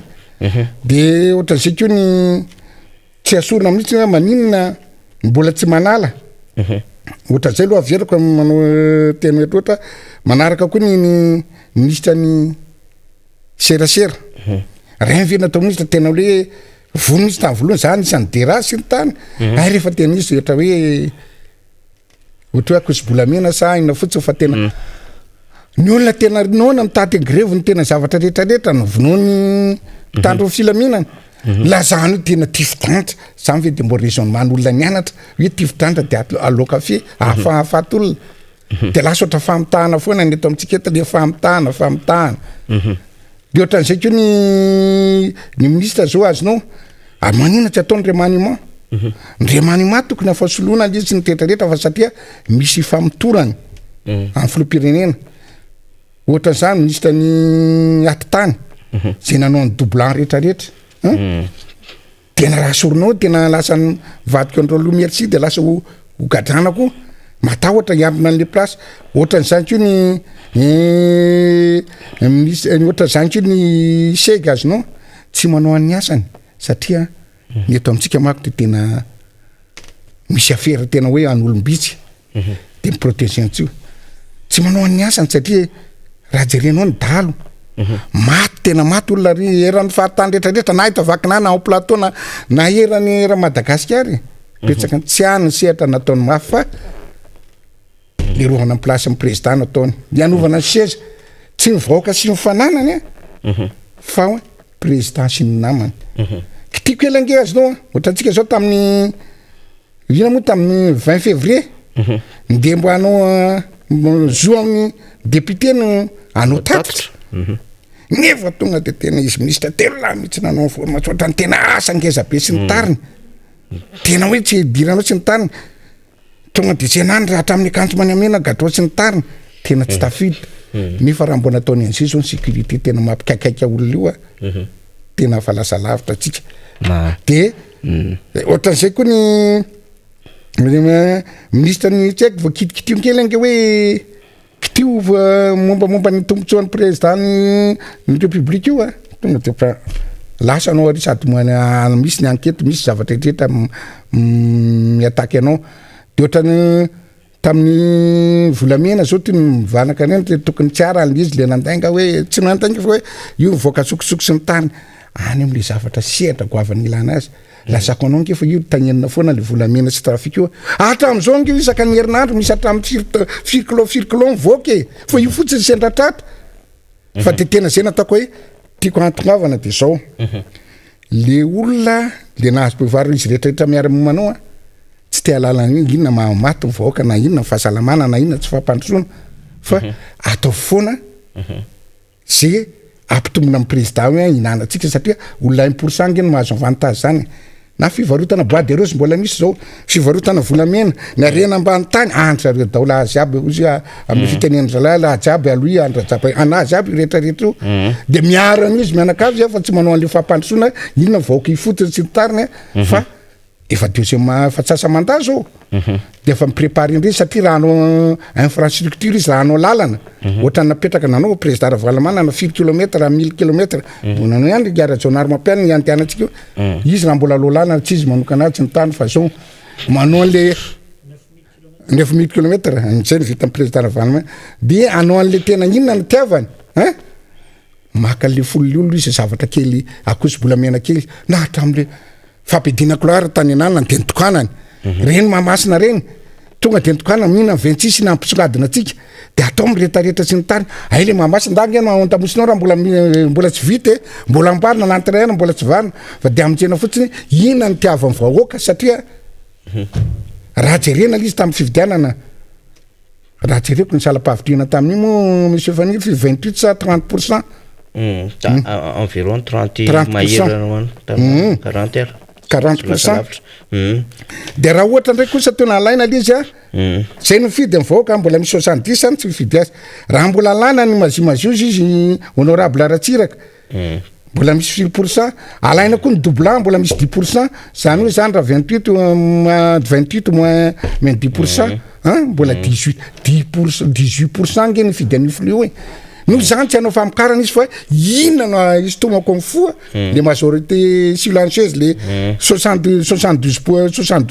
78%, le akamaroany olona nge tsy tia anazy tsy mifidy azy de tena any mahataitra an'izy mianaka fa inona mbola tena stratégie zavatra kekely amin'ny tana an'le vahoaka mba hifidianany azy mbola tigitra ndray izy amin'ny mandaha manaraka ka io dalatsika sy ny tariny fa dia zay Miara Manonja tsy manaratsy sanatria ilako fa milaza ny zava-marina raha misy zavatra ananky ataonay de fa io nareo no mitsara sy ny tariny fa tady ny zava-marina fa tsy ananan'olona confiance tsony ty fitonana ty fa lainga lava zay nisy teko taminao teo hoe le flyover usine farany zay ngezabe ndrireto ataoko ohatr'izao ty ataoko ohatr'izao alefako hatramin'ny zavatra miteniteny foana hoe ohatra inteny vahoaka le olona ciblena sy ny tany tsy le tasa 80% anao tramois tsy maninona azonao raha vitanao antena izy téléphérique anefa ny courant téléphérique ny courant mba eritrereto nga mbola tsy nitagnina téléphérique zao nazy hoe firy maximum mazaka ninge folo maximum sady le vitesse sy ny tariny olona izy anao afaka hitagny an'io fa ny courant antsika nefa lany tanao zavatra tsy mifandany tsy mifanaraka amin'ny zavatra tokony izy mihitsy ka zay nataoko hoe enga re mbo tonga saina am'izao nareo atsika vahoaka manontolo hoe enga am'izay mbo voalala be mifoana zay fa aza voalala be mandro fa mbola tady rythme ihany ny finanany hoan'le nataoko hoe 1%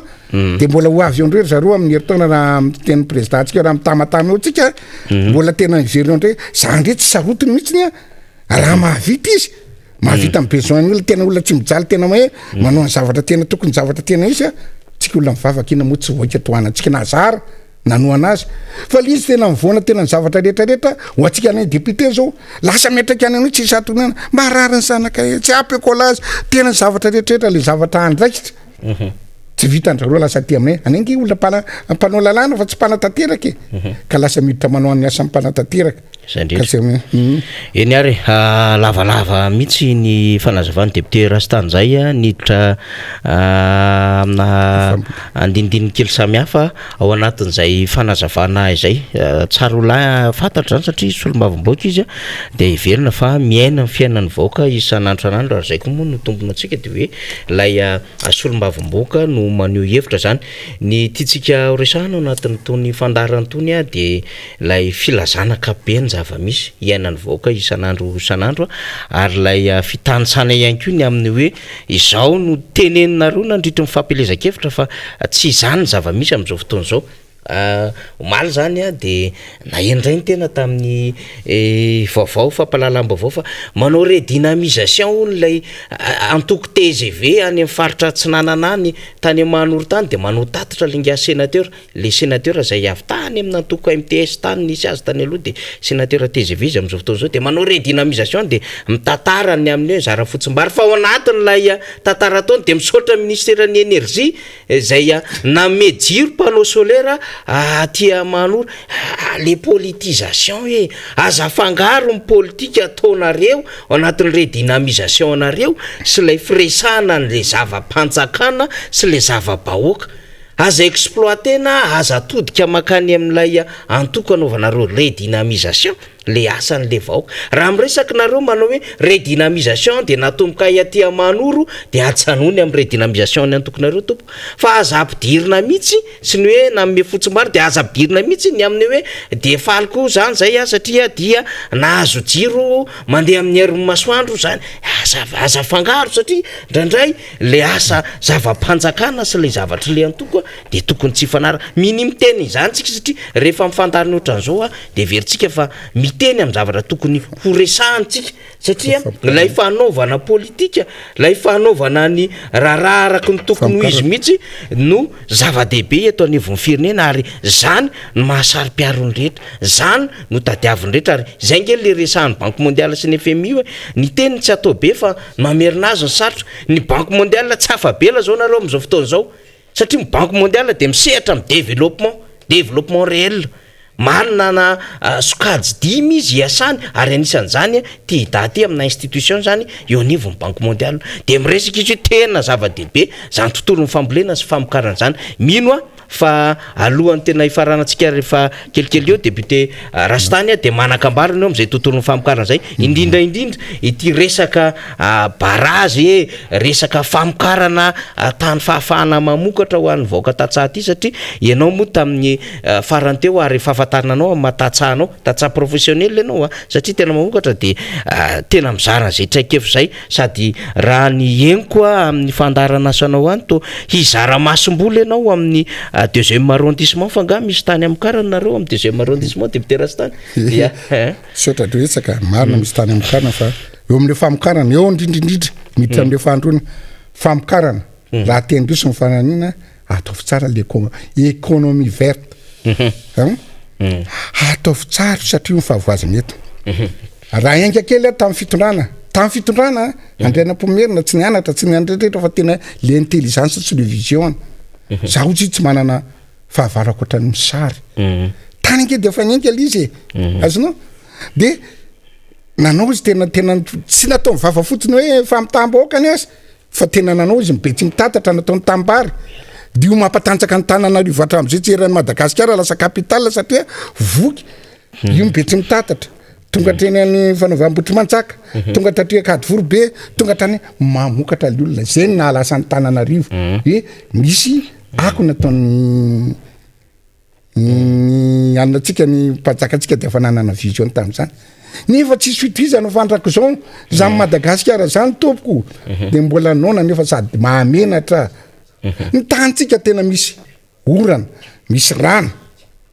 gâté par la nature misy gâté par la nature fotsiny jereo fa tena misy problème kely teo ny tsy fisina rano satria tsy tonga ny anina tsy voaketsa daholo ny tambary tsy adidiny tatsatsony zany fa tokony adidiny fitondram-panjakana miditra amin'ny ministre des travaux publics jereo fa nkeny any raisiko fotsiny sauve de any soviétique mahavatsy amponao naminy tsy manana taona amkarana afaka tsy 3 mois sur 8 nefa de miroborobe ny azy ao le fanala sy ny tany tsy azy amintsony ny tsika mandava-taona io ny rano tany amainandro be afaka amka mamokatra tsara fa ao ny rano ao ny orana jereo voataopireny tena voany tena zavatra vetivety tena aina tany ko tena hainy misy le crise fa hainy le mpitondra nampiakatra azy io ndano mbo mivoyage mandalo vo Ethiopie anao le izy le tena olona tena nona fanina tsy le problème fanoanana sy tena pauvre be zao marina raha mandalo ny vatanao roplanina kely efa tena rairona teo niny Ethiopie tompoko tena hatramin'zato roplanina goavana be aby ny amin'ny airport zany proof fa tena hoe misandratra izy ka hoetiko am'izay le fambolena zao ny tena fahavoazana le fambolena teto amintsika za mako lazakanao tsy tena ingénieur agro fa ingénieur amin'ny travaux publics fa zany ho amin'ny expérience anainako mbo fampizarana amin'ny za matatsahana any izy de zao ny olona raha mamokatra azonao ny amin'ny famokarana any ambanivohatra ya raha mahafantatra fa amin'ny alanany omby na hainao raha malala an'izay ino no ansiana ino no esana tambary nefa tamin'ny androny tena resaka tamin'ny androny fanokana-panjakana teo de mika ny teteza mita fa tena lasa tena le mangalatrompo teto teo aloha tamin'ny androny fitondrana teo aloha tsy hitonanana fa tena adina mafia le tonga de any amin'ny Comore le any amin'ny Sambo Kezabe le any amin'ny Ombobedabe amin'ny Arivo ny amin'ny Antsato fa rehefa nitatra tena lasa ny galabraraka lasa taty amin'ny au plateau zay zavatra tena be da be le fangalarana le lasa roa miasa izy nyomba la roa na telo efatra matavy be angalarany salatsy kelikely de tena tsisy amkarana tsony satria tsy vita natanana miasa tambary la manosy vita nitetika angady le izy fa tena any problème be de io ny problème be tsy avy tatsika raha sakafo io satria raha sakafo tamin'ny andro dada zao tena hoe efa niakatra be za fa nana tena be hoe niakatra be nefa rehefa teo tena tratran'iny de tena lasa tsy miravoravo tanana aloha na ny tena ny ama 80% teka jereo ny any ivelany tatsa no manan-karena be indrindra nefa ny eto amitsika tatsa ny tena pauvre na ny tena ny ara tsy vo aizana amikaran'le 80% no vary ara tsy mahatonga taona ho azy fa tena tsy afaka mamokatra tsony izy de tokony solution mena de zao mbola mamy solution ihany mamy solution tena zavatra solution de zao za zao voanjana kely nanarina ny tambako tany tena amin'ny hectare misy le atao hoe kofa mao tsirabe o ihany misy raha Madagasikara angamba mifahalalako azy tamin'ny andro dada novanio manino io tsy apetraka isaka amin'ny 22 région région atao misaka amin'ny 22 région ao misy famonena tena rehefa be da be ny osina tena tsy maraka ny omby afa tsisy ansina ao ny manofa kibota amin'ny sarany tena mora ao ny manofa tracteur ao manofa ndretrarehetra misy tena ndretrarehetra momba amin'ny produit agricole kofa ma hoe centre de formation de mécanique agricole raha ataony ohatrany daholo formena le olona mipetraka kely tsinitsiny tariny anao hiasa hitona amin'ny tracteur sy ny tariny amin'ny karana ty tany tsy engeza be ty na mbole katsaka votsy tsy akoatra ny vary mbole katsaka sy tsaramasy soaza tena marina raha tsy tsika ny tena firenena matanjaka ndry tsika ohatsy mahay makatahaka jerivo ange fambolena fotsy ohatra fotsiny jerivo atra raha mandeha anao atreo Malaisie makany atreo Singapour tonga any Malaisie ao anatin'ny autoroute adiny enina produire amin'ny zavatra voany ohatra ny areta matavy ary amin'ny sanovenir tropical voany fotsiny manaraka an'iny tompoko tolo anao anatin'ny adiny enina tsy mahagaga izy raha première producteur na savony idirana vola be da be ny tsika nefa mety ato amitsika daholo na hasy mety ato amitsika daholo na vary mety ato amitsika zay rehetrarehetra to rehetrarehetra ny letchi fa de zavatra naturel kely ohatry avela fotsiny amin'ny nature de mitonga ny campagne de rehefa dépassé ny ato amin'ny sud-af tsika ny azy ny calibrage ny étudiant ny mpianatra ny agro ny azy tsy navelany fotsiny mianatra tsy miana fa tetedava ny asa tsirairay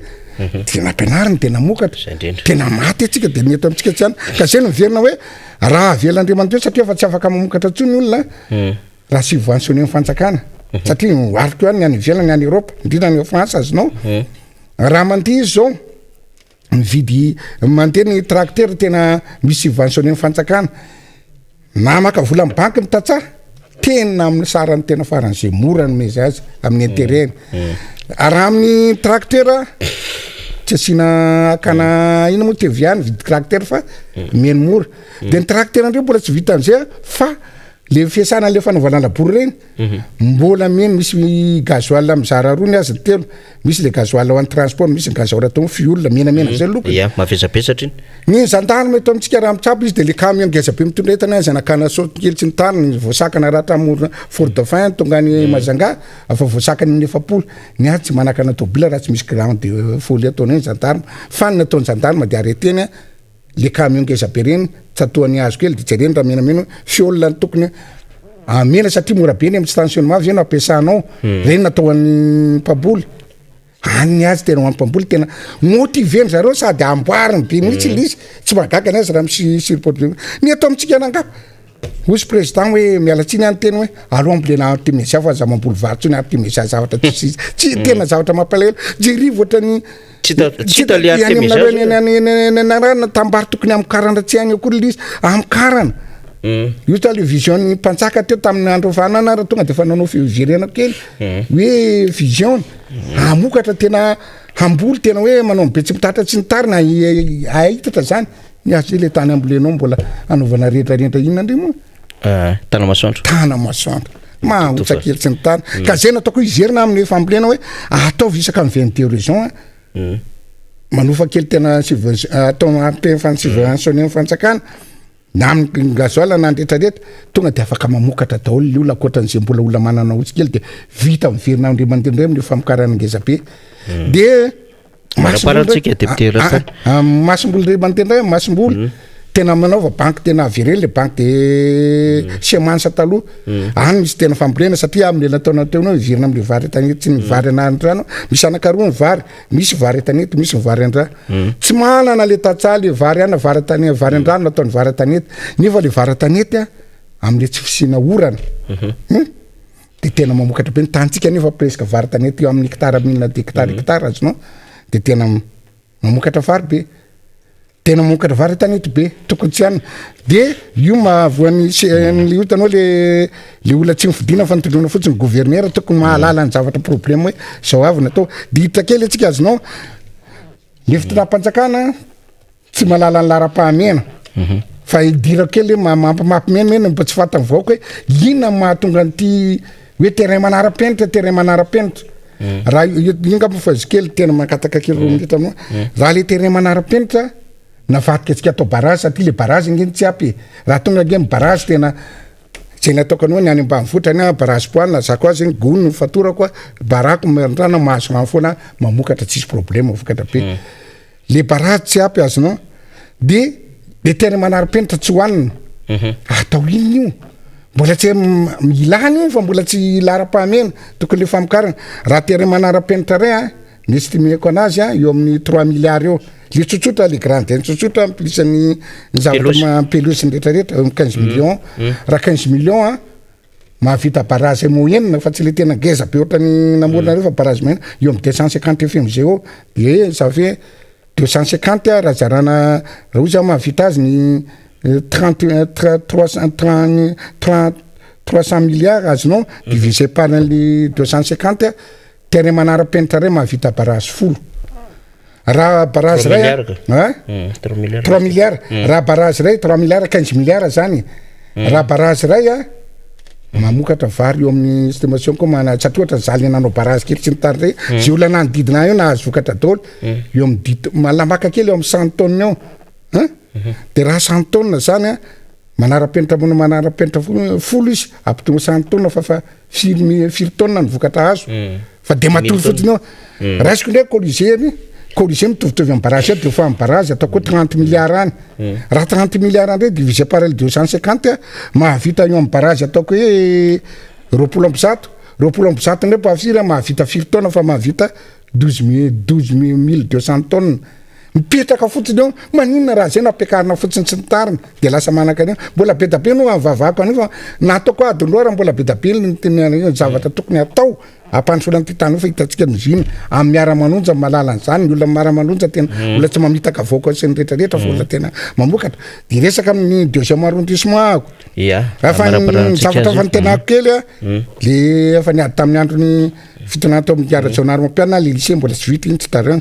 fa manana namboly teny bypass tamin'ny première année ako tsy mbola nitena 2e année nalako sa fa mbola petrako tsara sy ny tsara namokatra tena 7 tonnes l'hectare kelikely le surface nanaovako izy de tena vary tanety io tena le marque le tsara ataonao vary fotsy moa misy tena manaovany zareo azy fafakana azy fa mamokatra tsara de manana azy zao tena mipetraka azy zao manana ho an'ny 2e arrondissement zay olona manana tanety manana tambary manana vary tena kely zay azo ambolena tonga avy amin'ny député rastany fa mi 15 na 20 kilos par personne fa tsy ambolena ototaona fa zany manaraka azy io zao mifanao an'io fa tena atao masomboly io de apiko izy amin'ny asa sy ny rehetrarehetra de hitako tena laiko sary tena zay avy midradradady hoe zao ny tokony atao amin'ny alo ny jereko voalohany zay mba hakalany fanjakana tahaka le izy fa tika malagasy re avernako le manty tokony tsy honoana mihitsy malagasy zany fa tokony tena anana ampy tena hoe zavatra sakafo tena mahavita azy tena manana ny zavatra tokony azy fa tena mangetetam-bolo lakana atsika toko ka zay mbo zavatra ingaviko any prenaimaramona aza valala be mandry am'zao fa tovy am'zay valala be ndao tsika pampalelo ny zanatsika mila mianatra mila misakafo mila mitovy amin'ny firenena samy olona sorindre mianaka zao vianangady gidranona sy ny tany akatako vaony ato andaotsika mianakavy iotra ankano miery zay tsy mamely asoro sy mamera-piakaro zay angamapeto ya zay moa maharastany any rastany tontolo ny fambolena famokarana eo ihany koa ny lafo ny fiainany tatsamin'ny akafobeany mahasary-piaro mihitsy ny député rastany zay andresahany teo zay tamin'n'itian'io ty moa zany saika mbola iresaka ny tontolon'ny banque mondiale sy ny famatsiana azotsika io 1 milliard 100 millions de dollars io ny tenako fa ny fotoana zay erahana amin'ny solomavim-boaka goavana de goavana ihany koa amin'ireo faneho-kevitra zay tena ary zay o miara manonja le tena mipaka mivatana any amin'ny vahoaka zany resahany zany ary le tena marary aty amin'ny miara manonja ianao no maheno amin'ny explication ara-teknika amin'ny lafin-javatra ohatran'izany ary zay le efa adidy lehibe atsoro antsika Rina Rabe Mananjara mikororoka manakena anjara andraikitry ny mpanohatra zany rehetrarehetra zany fa atsika ihany koa de manana ny fomba fijeritsika hoe manomboko zao de ndao hampahalalantsika amin'ny vahoaka marina tokony fatany amin'ny famokarana sy ny fiainany sy amin'ny zavatra rehetra zay atao de zay ny hoe dikevitra araky ny fahaiza manao any rehetrarehetra mitondra ao anatin'izany adevitra rehetrarehetra zany ka ny fotoana moa mandeha niezaka teo tsika amin'ny lafin'ny décentralisation ny lafin'ny fanabeazana ny lafin'ny tontolon'ny famokarana mbola iresaka zavatra betsaka tsika raha-pitso fa zay moa no an'ny androany Rina Rabe Mananjara efa eto akaiky ketokeo anao rehefa mahita anao ny mpijery miara manonja de anokatra sy anidy Rina io zany fa na izany misy fotoana Rina eny atsefatsefaneny any koa manao fanadiadiana arakaraky ny zava-misy zay tandrifiny amin'ny mampano gazety mandehandeha azy de isaorantsika menaka eto atrany ny fanamariana avy any amintsika eto atrany anko reo fakaherezana fa ilainy miara manonja zany ary ilainy namana mpiara-mikatrika ny teknisiana sy ireo solomavim-boaka sy reo olotsotra marobe any ambadika zao sary sy feo ny miara manonja izao tompo lasy tompo vavy eny ary arak'izay dia misaotranao naharitra hatramin'ny farany naizanaiza nisy ianao na ny teto Madagasikara na ny tany ivelany isaorana ny teknisianina isatsokazany niara-nisy alateto nisaorana ihany koa ireo mpisehatra nahitana ny solombavamboaka Lairatsy-Mazavy sy ny solombavamboaka Rastany zay nitondra fanazavana ho atsika rehetra teto averimberina ihany fa itony fandarany tony de natao indrindra mba hikatsahana ny tsaratsara kokoa satria samy sarotiny amin'izany Madagasikara zany isika mianakavy hitsinjovana ny ampitso rafakapitso ole mpanao politika ray aman-dreny anankiray zay sy hitsinjovana ihany koa ny hoafy mamirapiratra ho an'ny taranaka faramandimby mirary soa atsika mianakavy misaotra tompoko